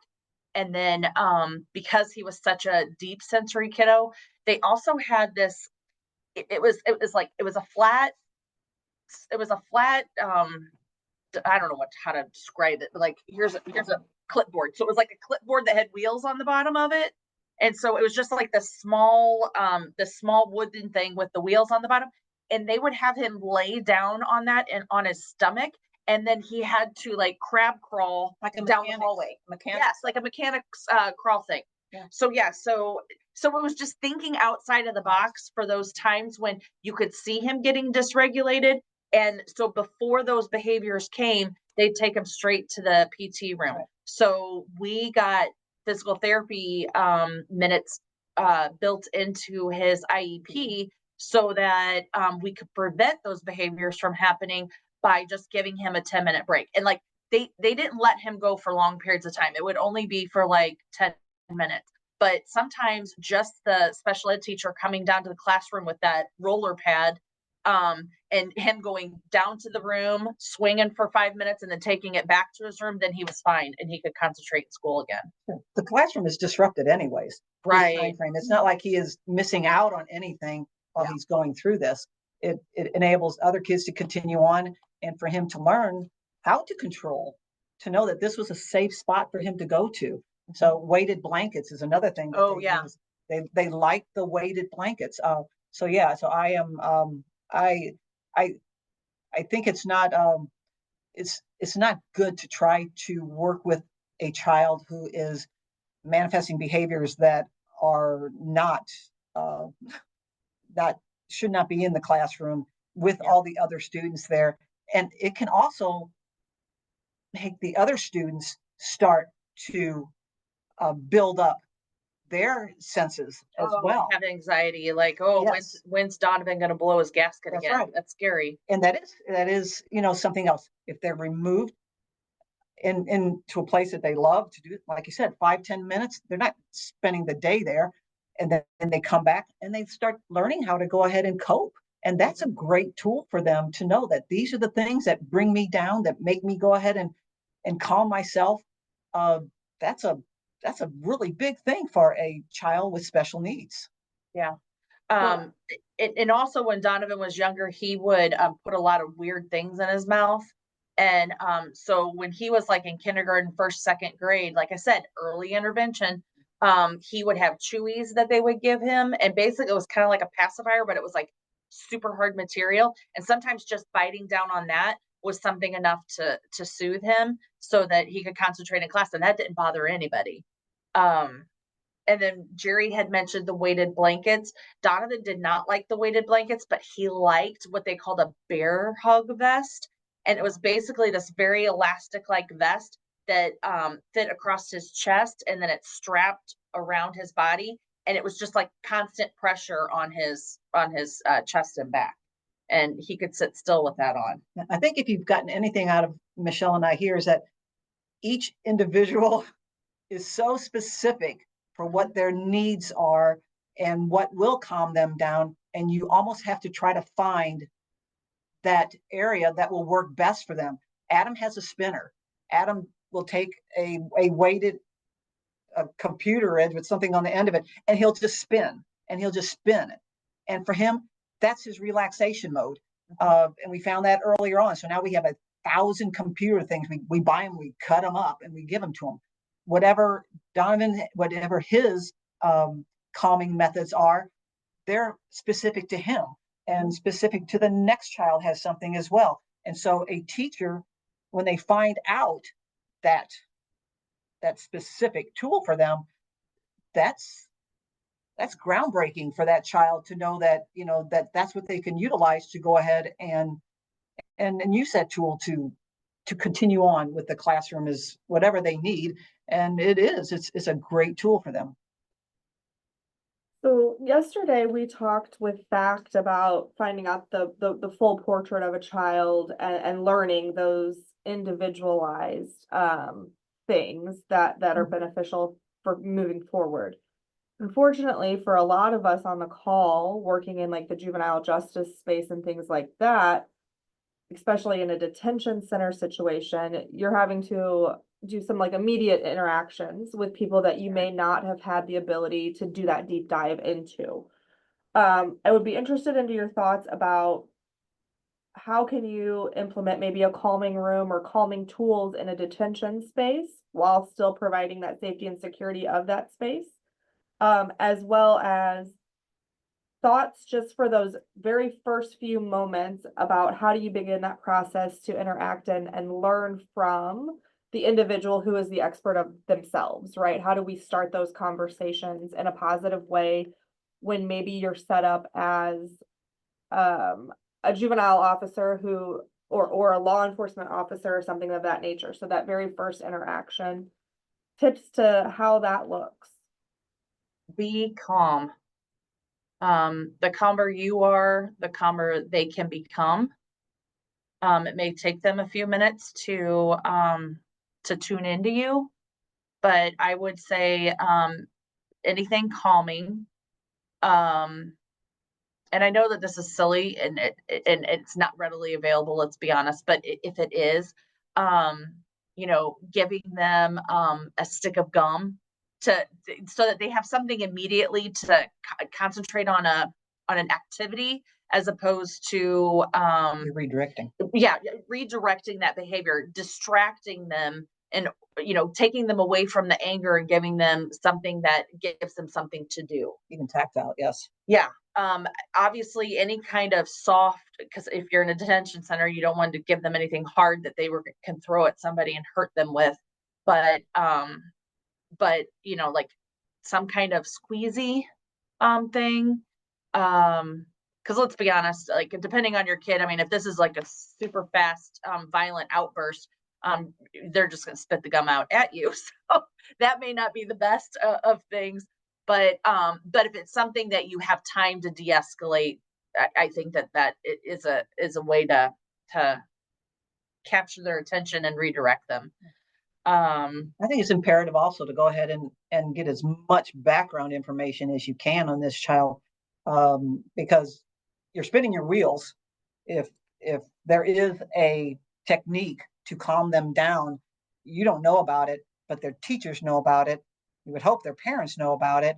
There's got to be somebody out there that knows what will go ahead and calm this child down.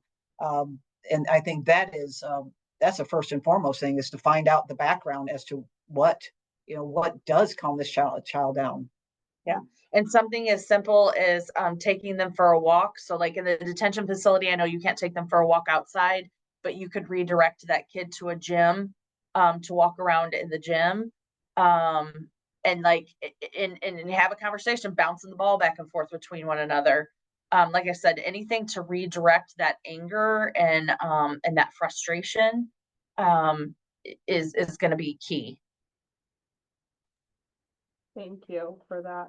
Another question from some of our participants says, do you think that disciplinary alternative schools are a good idea? So like alternative school settings? I believe, and I don't know if they're on the call. The question though just was, do you think that disciplinary alternative schools are a good idea? So alternative school settings, I would assume, yes. Yes, I believe that they are. I think it gives kids a structured environment that they crave. That I think that alternative schools have the ability to be more structured and have smaller classroom sizes. There's more one-on-one attention. I think that in a smaller school setting, there are more opportunities to have sensory stations or sensory things around the classroom that can help those kids. I've been in alternative school settings where there are yoga balls instead of chairs. There are those balancing boards that they can sit on when they're doing circle time, as opposed to just sitting flat on their bottom. Goodness, like tactile things. Like I said, Donovan's squeeze machine, the swings, the deep pressure. And plus it takes those kids out of the traditional school setting where it's louder, there's more kids, the classroom sizes are huge, there's more triggers around them. Stimulation. Yes, there's way more stimulation. And I think reducing that stimuli is very helpful. I have a girl that has an assigned CASA right now, and this alternative school that she's going to has a therapy dog. That's huge for this girl. Like that was one of her deciding factors in getting to choose which alternative school she was going to attend. And so there's that time to be petting and taking care of the dog. And also that school has an outside garden. And so one of her calming things when she's escalated is to take her out to the garden and have her help tend to the garden to redirect her behaviors. So I think that alternative school settings are an excellent idea for our kiddos that really are not successful in the traditional school setting. Yes, and I'll agree with Michelle on that. I mean, I think schools do as much as they can. Yeah. And they've done a lot better job lately than they ever have. They have a lot more systems in place, but there are some children that need so much more, and an alternative school. And I think Logos is the one that is in St. Louis, which is again has pretty much everything that Michelle was talking about. They need this smaller classroom. They need the less stimulation, and they're going to go ahead and get it at a school like this. I wish that there was never going to have to be a need for schools like this, but they have proven that they are a godsend to some or most of the kids that go there. Again, I'm going to go back to the very beginning things. Sometimes some kids you're not going to be able to help, and because of their environment that they're in, where they go back to. But I do think that alternative schools are a great way for a lot of these kids to go ahead and continue their education safely, calmly, and achieve success.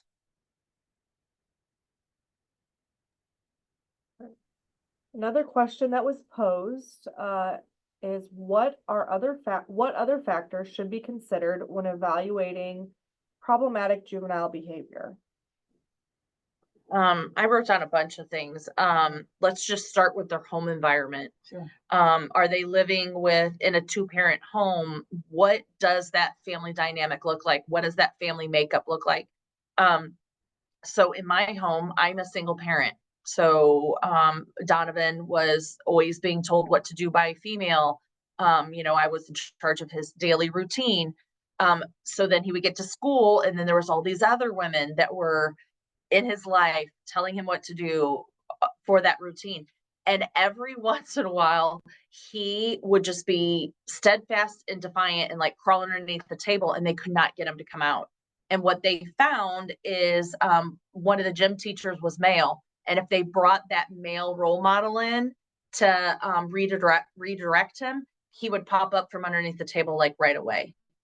Because he wasn't getting any of that male attention in my home. But they were able to find that for him at school.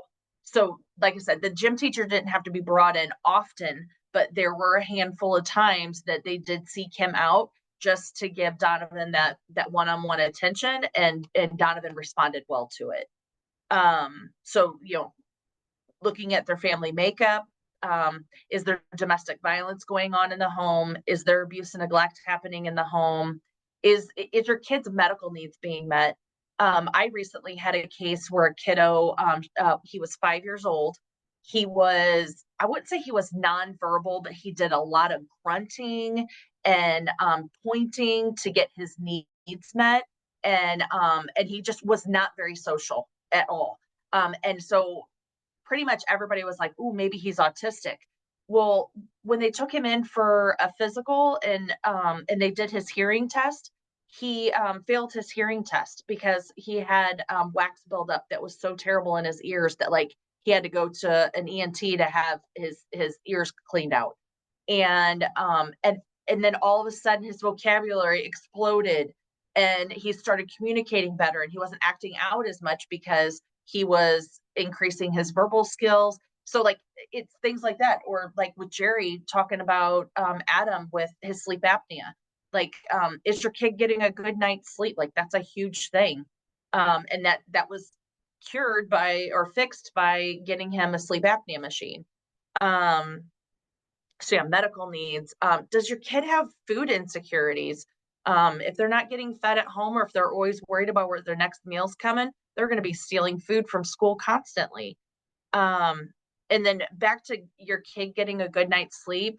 So with Donovan, his good night's sleep wasn't a medical issue. His good night's sleep was, we went through many spells where he didn't sleep. And I know that sounds bizarre, but I remember 1 week in particular that he had a 3-day stretch where he pretty much didn't sleep. And it was the roughest 3 days of my life, and the teachers for that matter. And so like each day when I would send him to school, I'd be like, you know, be ready, girl, because boy hasn't slept and he's out of his mind. And on that third day, I ended up having to keep him home from school because his behaviors were so outrageous. And then he slept like the entire day. I still don't know what triggered that, and it only happened a handful of times. But I don't know if they were growth spurts that he was having, but just things like that. Like, because if your kid's not sleeping, he's not going to be able to function. So I think that you know, doing a deep dive into what else is happening in their environment is going to be huge. I agree again, everything what Michelle said. I think another thing that we're missing out on is in the school environment themselves. Our kids can be and usually are magnets for bullies. And so if you have a home life that's not the best, and you come to school and you're being bullied at school, it would destroy these kids. They have enough to contend with as it is, but bullying has reached a whole nuclear level anymore with kids in school. And our kids can be the scapegoats. I mean, Adam was fortunate enough, very fortunate, that he was loved at his school. But I know that a lot of kids aren't. The kids that are different, they may look okay, but they're acting different. There's something going on with them, and they are scapegoats at school. And so you have that. You have the home life, and then you have going to school. Where is a safe spot for these kids to go? So I think really keeping an eye as far as who is around these kids at school, what their peers are, what they're telling them to do, how they're talking to them.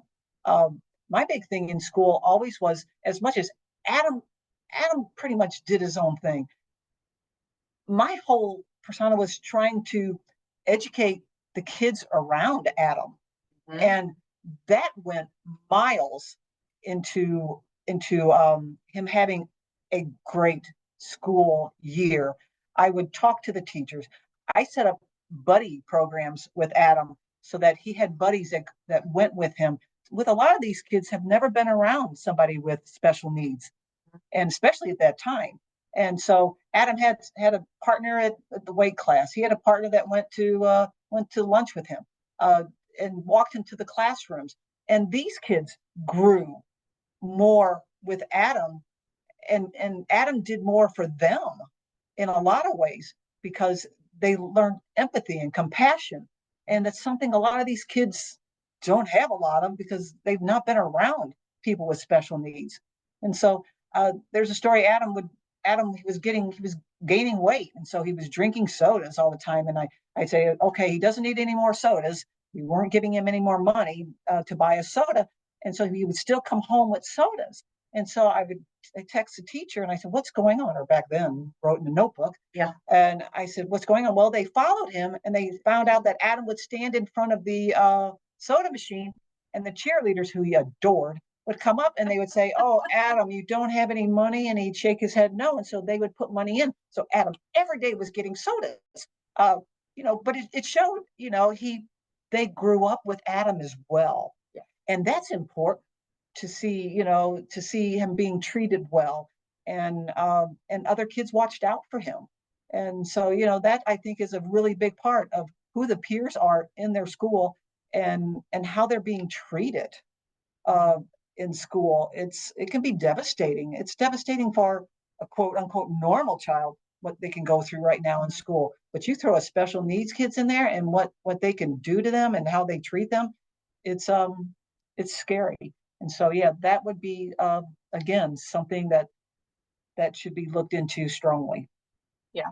Because, and I'm not saying that their peers are responsible for their behavior, but there are some peers out there that will poke the bear, or just do mean things to our kids. And like Donovan didn't have the capacity to tell me that somebody was being mean to him. So it really took observation on my part and on the part of the teachers and the paras to pick up on that.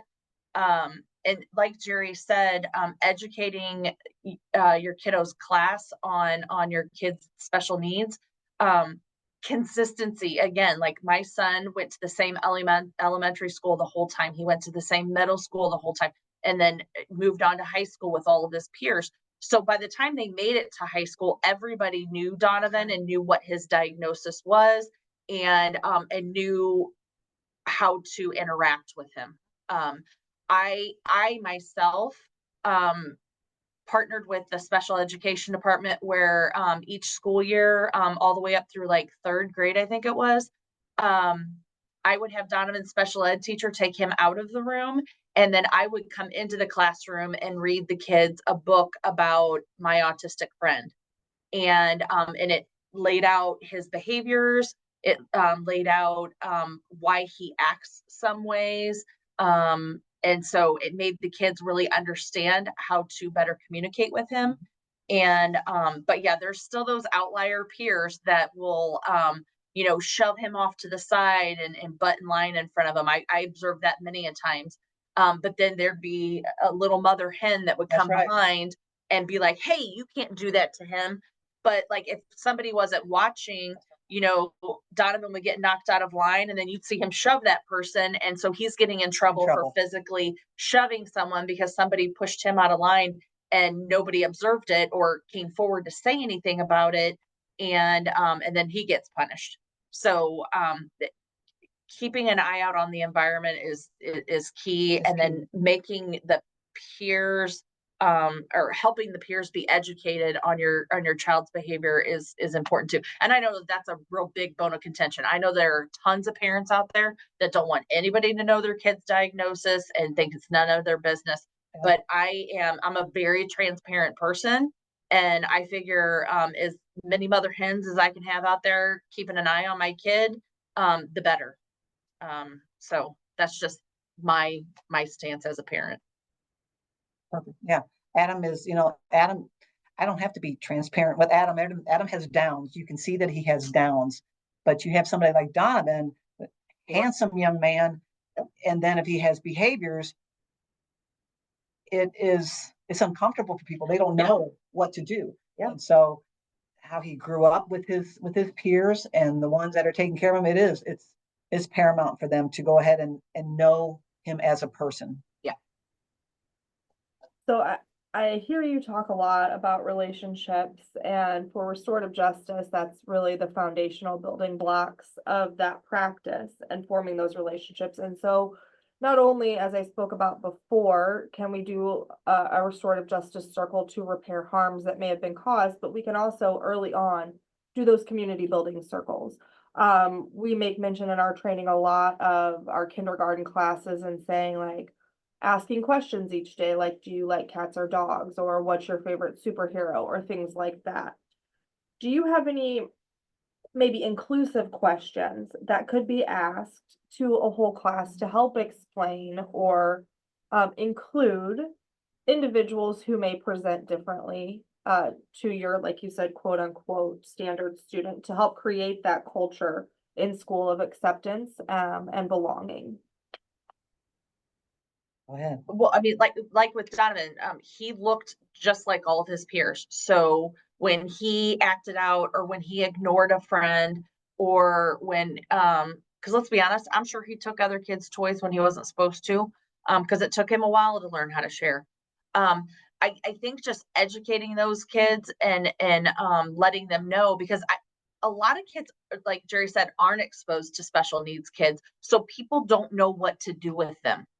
They don't know how to interact with them. They talk to them like they're deaf. Yeah. And it's just really weird to watch. It's awkward. It's awkward to watch them try to interact because they really just don't know how to be with them.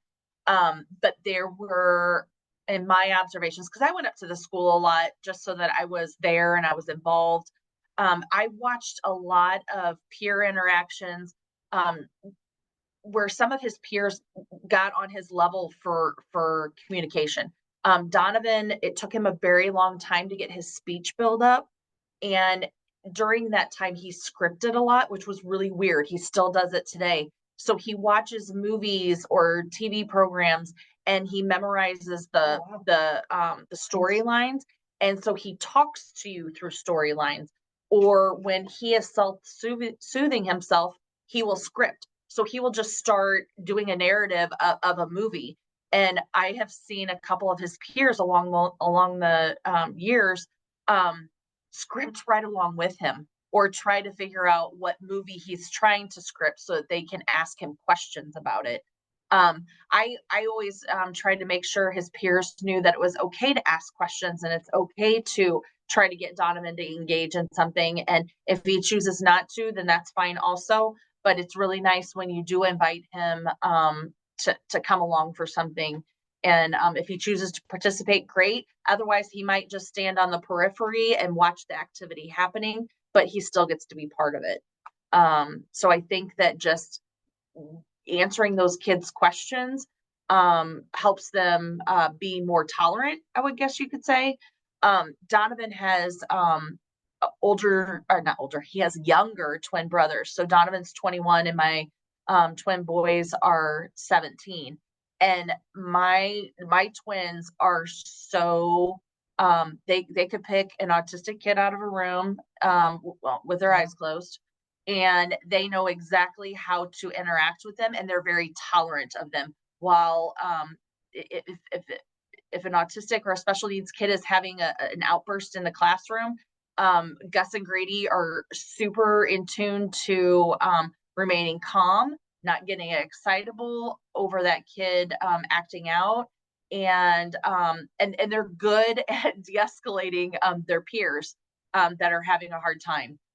So I've had both of my sons be a support to the teacher when other special needs kids are acting out in the classroom, because they grew up in a home environment with a special needs older brother that would escalate, and they watched our therapy techniques with them, and so they've learned, they know how to deal with it because they've lived it every day of their life. So I think that that's helpful also. Yeah, I really love the idea with the book and starting at an early age and just exposing them to our kids. The culture was always, especially when Adam was younger, it was a bad culture as far as with people with special needs. I mean, I at Orchard Farm, I had him working at the local grocery store because I wanted him out in the community. And one of the shoppers came by and actually told the owner that oh, I hear you're hiring retards now. And and she, wonderful woman, she said, he is an employee here at IGA. He goes, and you're not welcome back in my store anymore. So, she also grew up with special needs, but that's the culture is not as bad anymore as what it used to be, but it's still out there, and people and kids are still uncomfortable with Adam being around him, whatever he does or whatever. But I do think that early intervention, having him exposed to as many kids as possible, younger, and having peer buddies with them, to stand next to them and to for them to emulate as well is a great thing for them to do.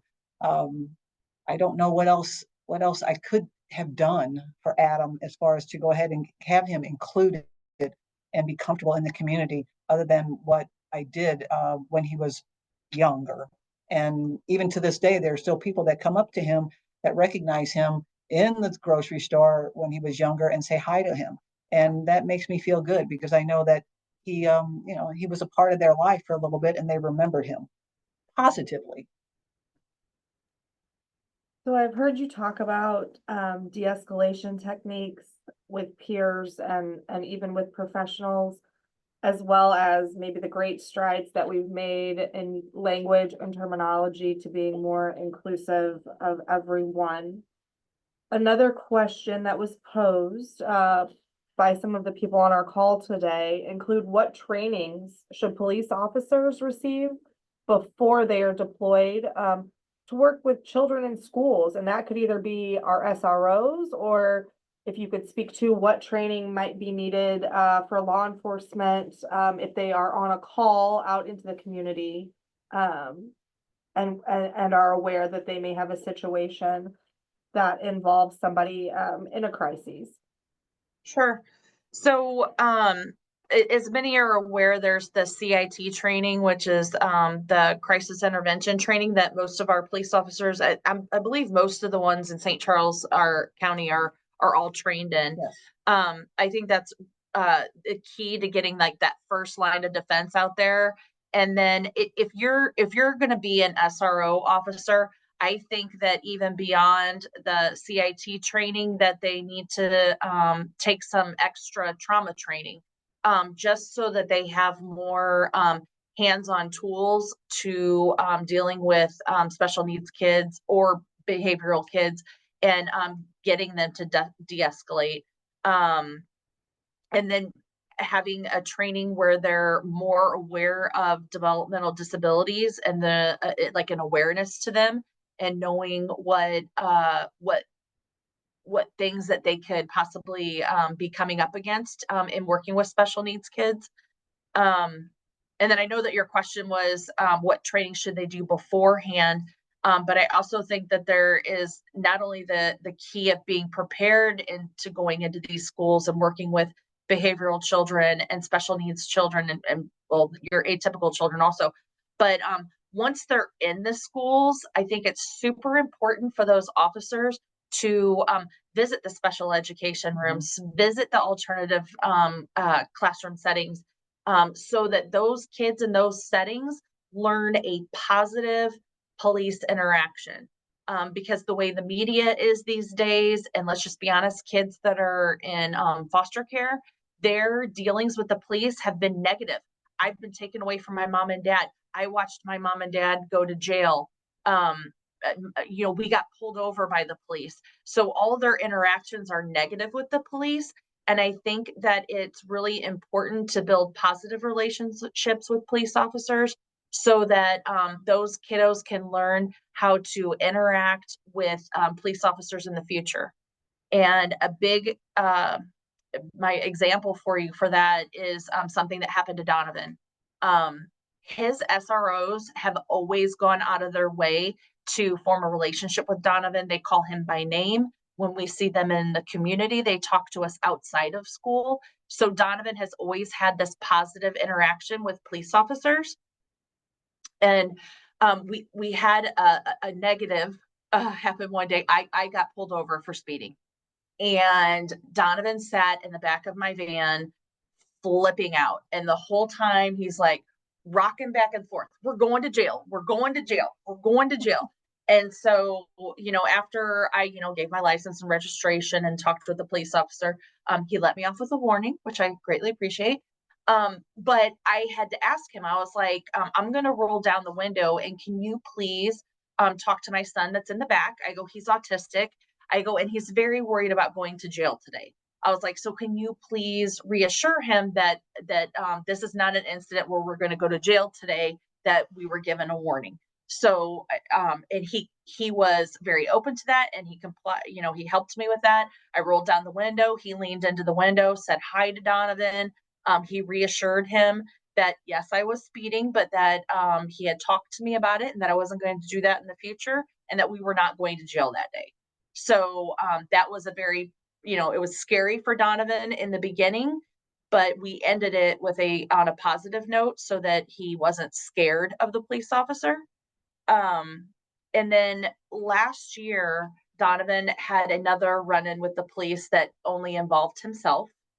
Like I said, Donovan's self-soothing is scripting, where he, like I said, memorizes his TV shows and then just like repeats them over and over and over again. And we were I wasn't there. I couldn't be at the Twins football game, but my parents were there. And because Donovan is a 21-year-old adult, we do allow him to walk around the football field and go to the concession stand on his own, go to the restroom on his own. I mean, he's a grown man. And he had his cell phone in his pocket of his hoodie, and he had his hoodie up. And so some younger children saw Donovan walking around with something in his pocket. And because those kids had not been exposed to possibly a special needs person like Donovan, they went up to the school resource officer and said that there was a suspicious man talking to himself, and he had a gun.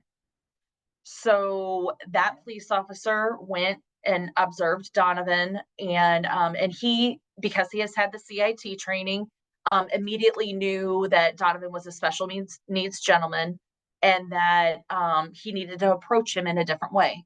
And so he very calmly came up to Donovan, started a conversation with him. He let Donovan know what allegations had been made against him, and let them know that they needed to frisk him. And Donovan complied. And then he was like, who are you here with? And he's like, well, I'm here with my Nana and Papa. And so the officer was like, can you take me over to your Nana and Papa so I can meet them? And he was like, sure. And so he walked over to my folks, and my folks came out of the stands to talk with him. And the officer was just very complimentary to Donovan, telling my parents that Donovan was doing nothing wrong, and that he had done nothing wrong, and that he complied with him, and that he interacted with him and answered his questions as he should. And that he was really sorry that he had to do the pat down on him, but that due to the allegations, he had to follow through with his job duties. And he was just very thankful that Donovan was very cooperative, and that this turned out to be a positive experience, and that Donovan wasn't traumatized by it or upset by it.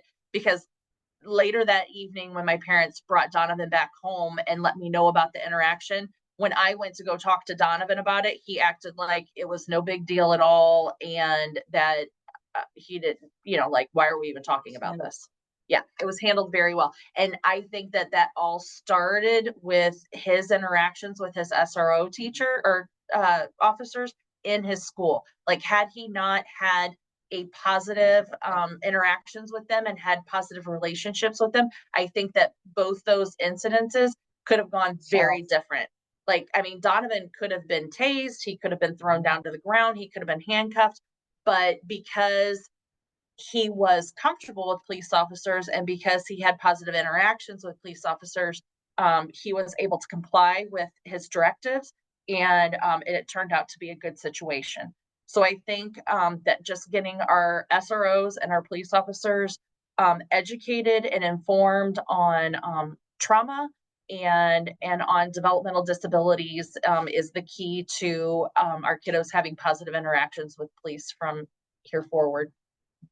Yes, SROs have a great, with an IEP, they know each child's issues, or what will help them settle down and calm down. And so that's a great tool for them. Another area that I think is that police are having issues with are the deaf community. When and I have a good friend who is a policeman or a detective, and he just retired. And he said, when you have a deaf person and you are a policeman and you're giving them a command and they can't hear or understand, it escalates very quickly because the policeman is wanting them to adhere to what they're saying, and the deaf person is unable to. And so I don't think there's enough training out there. And he even said there's not enough training out there for the deaf community with policemen to go ahead and be able to, again, calmly talk to them and have them understand what is going on. So that is one avenue that I think is that has been obviously not addressed as well. As far as everything else, I think Michelle pretty much said everything that I would want to say regarding the SROs and understanding the specific kids in the school system that need additional help, and they are a great role model for these kids, and they need to know that they're there for their safety, and so that's a good thing for them to be involved with them. And that's, other than that, I don't know what an SRO could do to further themselves with additional training in the trauma field with our kids, because each kid is so specific to what their trauma is or their disability is. And it's going to take a really great SRO to calm them down and to work through any situation they come up with. But again, these are some great SROs they have in school right now. And thank you for that. I know I'm very happy to hear that those situations went in a positive way for your child. Because I do know that we see a lot across the country where that is not the case. And so I agree that the training, and I think St. Charles County is very fortunate to have I believe all law enforcement, ambulance district, and fire go through that CIT training. I'm not sure how far that extends throughout our state.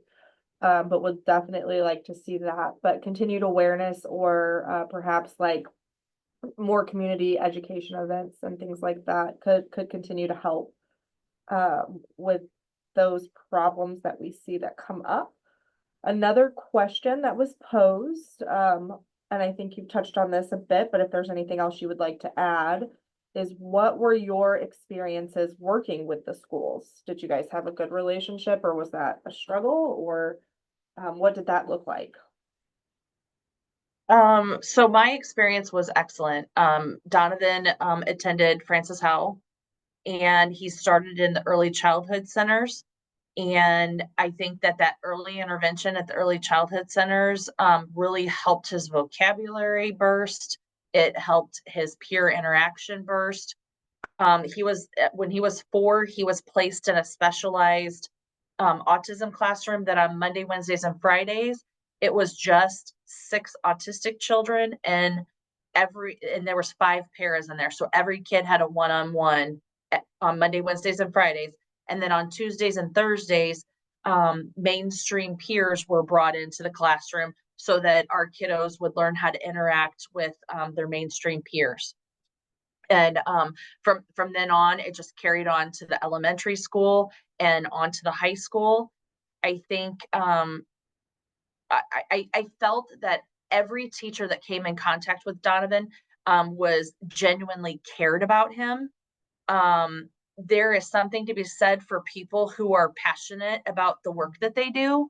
And I and Donovan both were very super fortunate that every teacher we came across was passionate about their job. They were passionate about helping Donovan reach his full potential. And they were clearly not there just to collect a paycheck. They were excellent on the communication. I cannot even emphasize to you how important that communication was. Like I said, if Donovan had a bad morning or had a bad night's sleep, I would send an email or a text message to give a heads up just so that they would know what was going to happen for that day.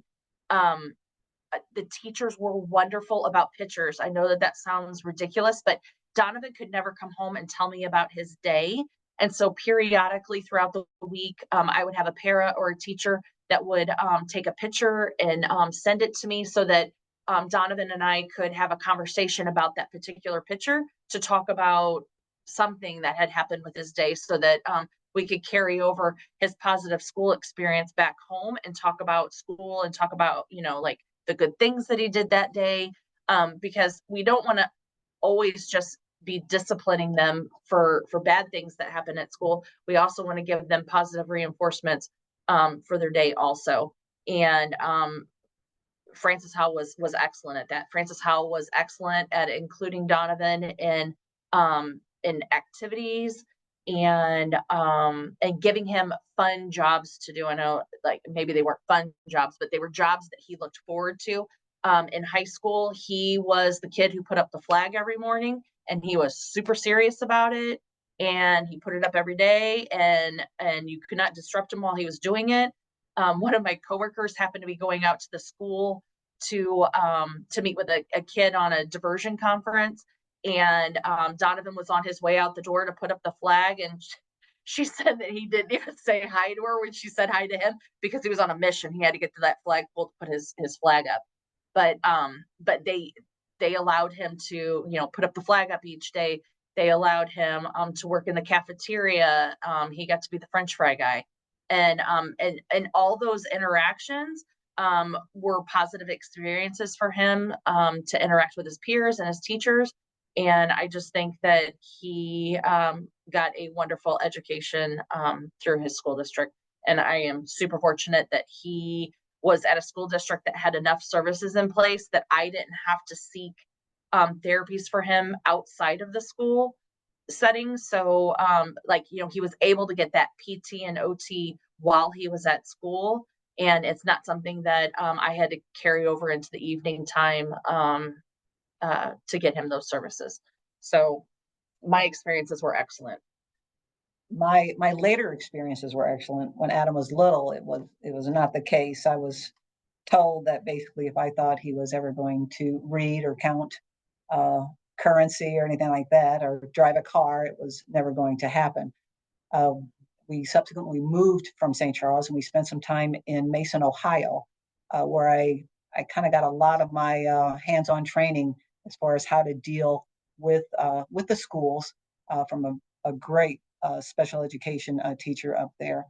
And she taught me a lot, which I got Adam out in the community. I told her the things I wanted Adam to be doing, and she accommodated. And she, again, it was something new up there, but she knew that it was the best thing for him. And so we went ahead and worked forward with that.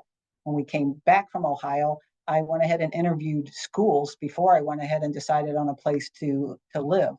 And we decided in the Orchard Farm School District.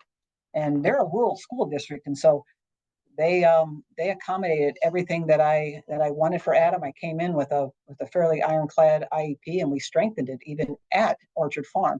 I again, like I said, I wanted Adam to go ahead and to go to Boone Center instead of the local tech school, and that was going to be really a hassle for the school because it was going to be a transportation issue for them. And so I worked with them. I went ahead and I picked him up. I took him to to BCI, and they went ahead and brought him home via taxi, but at least 3 days a week. I wanted him to have that. My experience with that school, Orchard Farm, especially being a rural school, they didn't have to do this. It was excellent, and they listened to all my needs, and he thrived at this school almost as much as that. It was scary when he left the school because He had made so many great memories and great friends there. I knew he was going out into a world where it was going to be totally different for him. But he took a lot of what he got from Orchard Farm to BCI, and he is still thriving there. So yes, we've had some great school experiences. But again, it was because, like Michelle, we're there. We're a face. They know they can count on us to back up what they're saying, and we're holding our child accountable. Those are very important things. Back then, especially more so now, to have a parent that would be able to go ahead and do that. And so they worked very well with us because of that. Do you have any suggestions for juvenile offices or other professionals to help bridge those gaps, where they may lack information from the schools? Or would you suggest trying to continuously work with parents to be that kind of conduit for that communication? Here, Sure. say So, it, but like, give me another example. so let's say a juvenile office has a referral for a youth for behavior, school-based behavior, or something of that nature. In order for that juvenile office or any other professionals to help aid that youth and not completely take that child into the juvenile justice system, bridging gaps between the schools and trying to figure out what the best path is for that youth. I guess my question was, do you have any ideas as to how to bridge that gap, or would your suggestion to be to try to focus on that parent and try to help them be the go-between between the schools and other professionals that might be helping with that youth? Yeah, so I would definitely encourage the parent portion of that, because unfortunately our juvenile officers have a big caseload. Like the diversion unit has lots of referrals that come in, and that's trying to take care of the situation before formal or informal dealings need to happen with the juvenile office. So if you can it's getting that parent on board, it's getting that parent vested in their kid's future and in their well-being. And like I said, thinking outside the box. If you can't get the parent to engage, if you can get the parent to agree to having someone else be there to be engaged, sign whatever releases it is that you need to sign, but find that one person that can be that support to help the schools, because the school needs that to be successful. They need a support person. I have a CASA who currently has an 8-year-old little girl, and she can flip a classroom in like 2 seconds. Like she's a little tornado some days. And the principal has forged a really good relationship with the CASA, and this CASA has, for whatever reason, a very calming effect on this kiddo. So the minute a flip out situation happens, like that principal has the CASA on speed dial and has her on speakerphone, and is immediately there with the child, and with the CASA there available on the phone. And like that CASA will, she's got a very calming voice, and we'll just talk to her in her calming voice. The CASA and this little girl have some songs that they like to sing together. And so the CASA will just start singing their songs together, or she will play one of the songs that's a soothing song for her. So CASAs have even become like a support to the teachers and to the school. I know that like a reward for the little girl for having good behavior for a few days is that the CASA will come and bring lunch for her. To have a positive interaction with the CASA. So like I said, not all kids have CASAs. Obviously, those are just kids that are in foster care. But if there is, like I said, if there is a grandparent or a church member or the next door neighbor or grandparent figure, an aunt or uncle that is available to be that support for the school, I would say sign whatever release you can and get that person on board, because the schools need somebody to interact with. The schools need somebody to help control these kids' behaviors. And if it can't be a parent, then let's find a trusted adult for them. And I think it's imperative for it to be for every child that has behaviors or disability to have a role model or a mentor that they can go to and learn from. I think that would really help their behaviors in school and even moving forward if they have someone that has shown them a different path to take. So yeah, I agree. Perfect. That does lead nicely into the last question that had been previously submitted, which are, can you share, both of you, as the CASA supervisor and a long-term CASA volunteer, share your experiences with overlapping delinquency and child protection cases, and talk to us a little bit about what you've seen in that regard. Oh, well, my CASA cases are usually focused on babies. I take a lot of the little ones. And as far as overlapping delinquency child protection cases,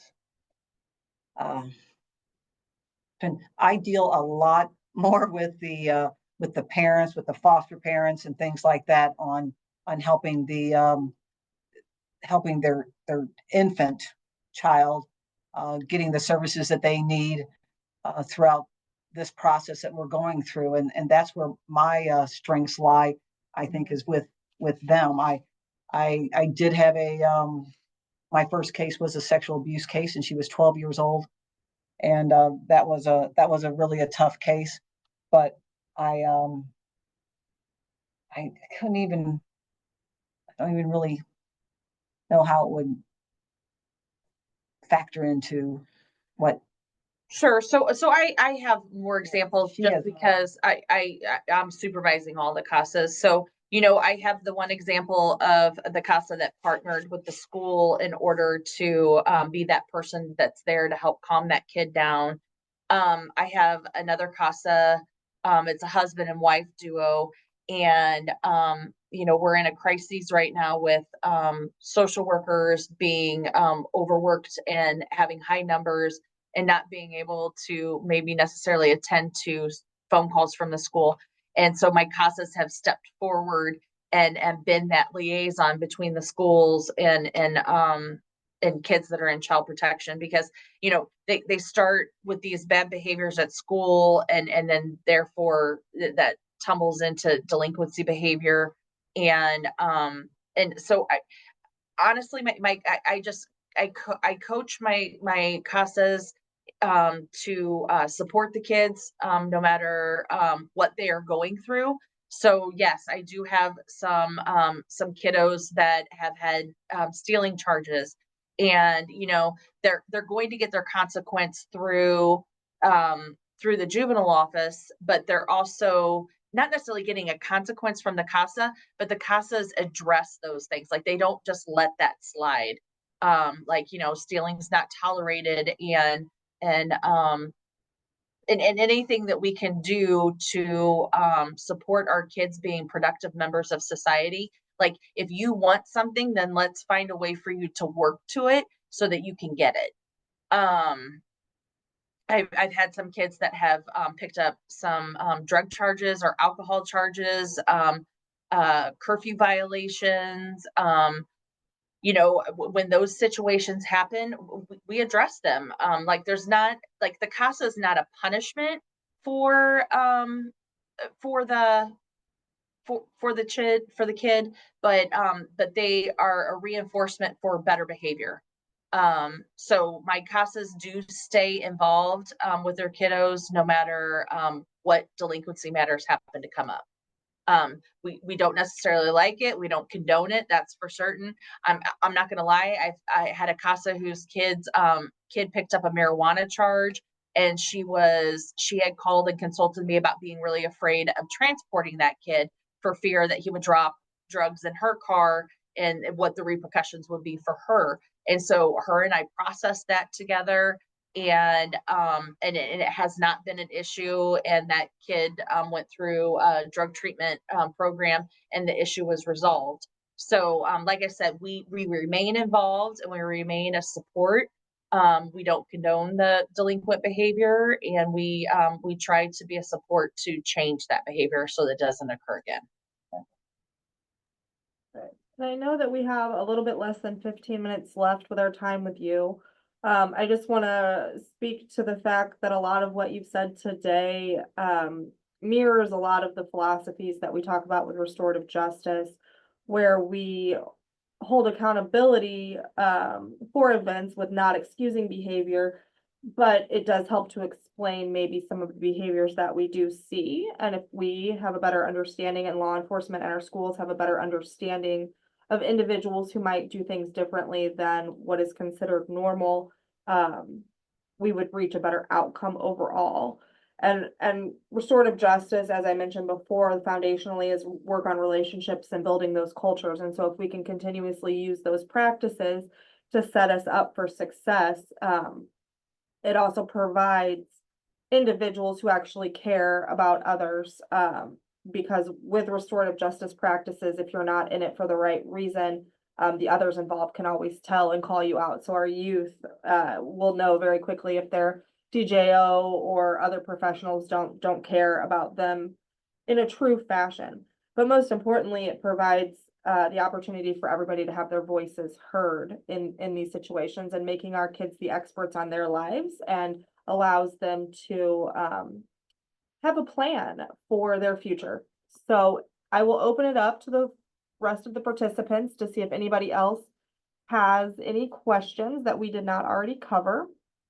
And I'll give you guys the opportunity to answer if we have anything.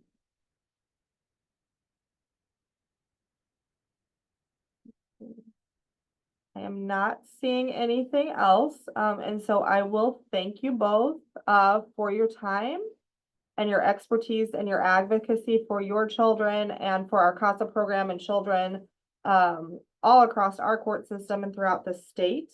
And I will like to close out our summit today from a perspective of a youth himself. A student out of Texas would like to come to us through a video, I do believe, that is going to be shared from Dr. Simmons, and just a little quick few minutes about how to interact from his perspective.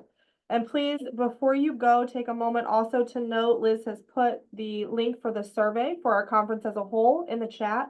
We would be honored if you would take that survey for us to make sure that we can provide that information to our funder, MODDC, again, and thanks to them, as well as to continue to provide you with trainings that are beneficial for your job and the work that you do every day. And so let us hear this video. Hi, I'm Fallon Hawthorne, one of the special education directors in Duncanville ISD, and I have with me today one of our students. My name is Dalen Mosley. I'm currently attending Duncanville School District right now. So yeah. Okay. And what grade are you in? I am in the 11th grade.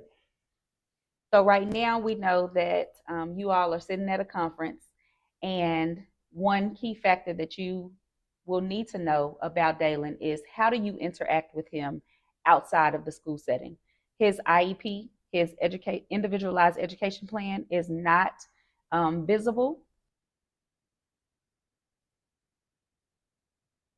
So you can't physically see that on him, but if you encountered him outside of the school setting and not knowing what his disability is, then here's some things that he would like for you to know. Let's say if I was outside of school and I got into it, well, not got into it, but if me and the police had came across each other, but he didn't know what I have, and before it get to another level, I would politely tell him, I have anger issues. Can you please give me a minute to cool down? And hopefully he'll, take it in a kind way and be like, yes, sir, he'll let me cool down or something like that. So I can just cool down and talk to him in a proper way or something like that. What are some things that you actually struggle with in school right now? I would probably say really just like reading a little bit. Like I'm still like a little bit, I can read, but like not on that level. Some other stuff I can really it's focusing really, because like some classes have those people in it, but is you just sometimes you gotta how do I put this? Try to ignore people and focus on your work instead of them. So yeah, and I'll probably say like that's about it really. Just my reading and focusing a little bit. Okay. So Dalen's disability, Dalen has a specific learning disability in the areas of reading as well as OHI, other health impairment, with the inability to focus with ADHD.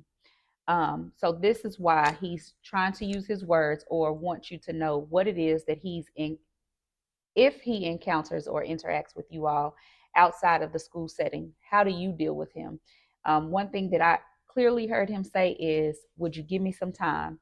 Time is always essential when you're working with students with special needs, whether their disability is OHI, emotional disturbance, whether it's intellectual disability, if they have a cognitive disability, or either if they're a student with autism.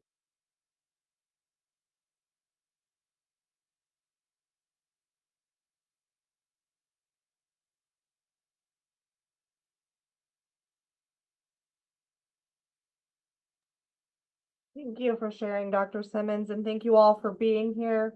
I hope that we can aspire to continue to Hi, write I'm the Bella success Hawthorne. stories. Like they mentioned for Dalen at the end of his video, and big thank you to them for providing that clip for us. If anybody has any further questions or wants to learn more about STOP, please reach out to myself or Liz. Or you can check out our website at mostop.org, and we would be happy to share further. Thank you so much for being here.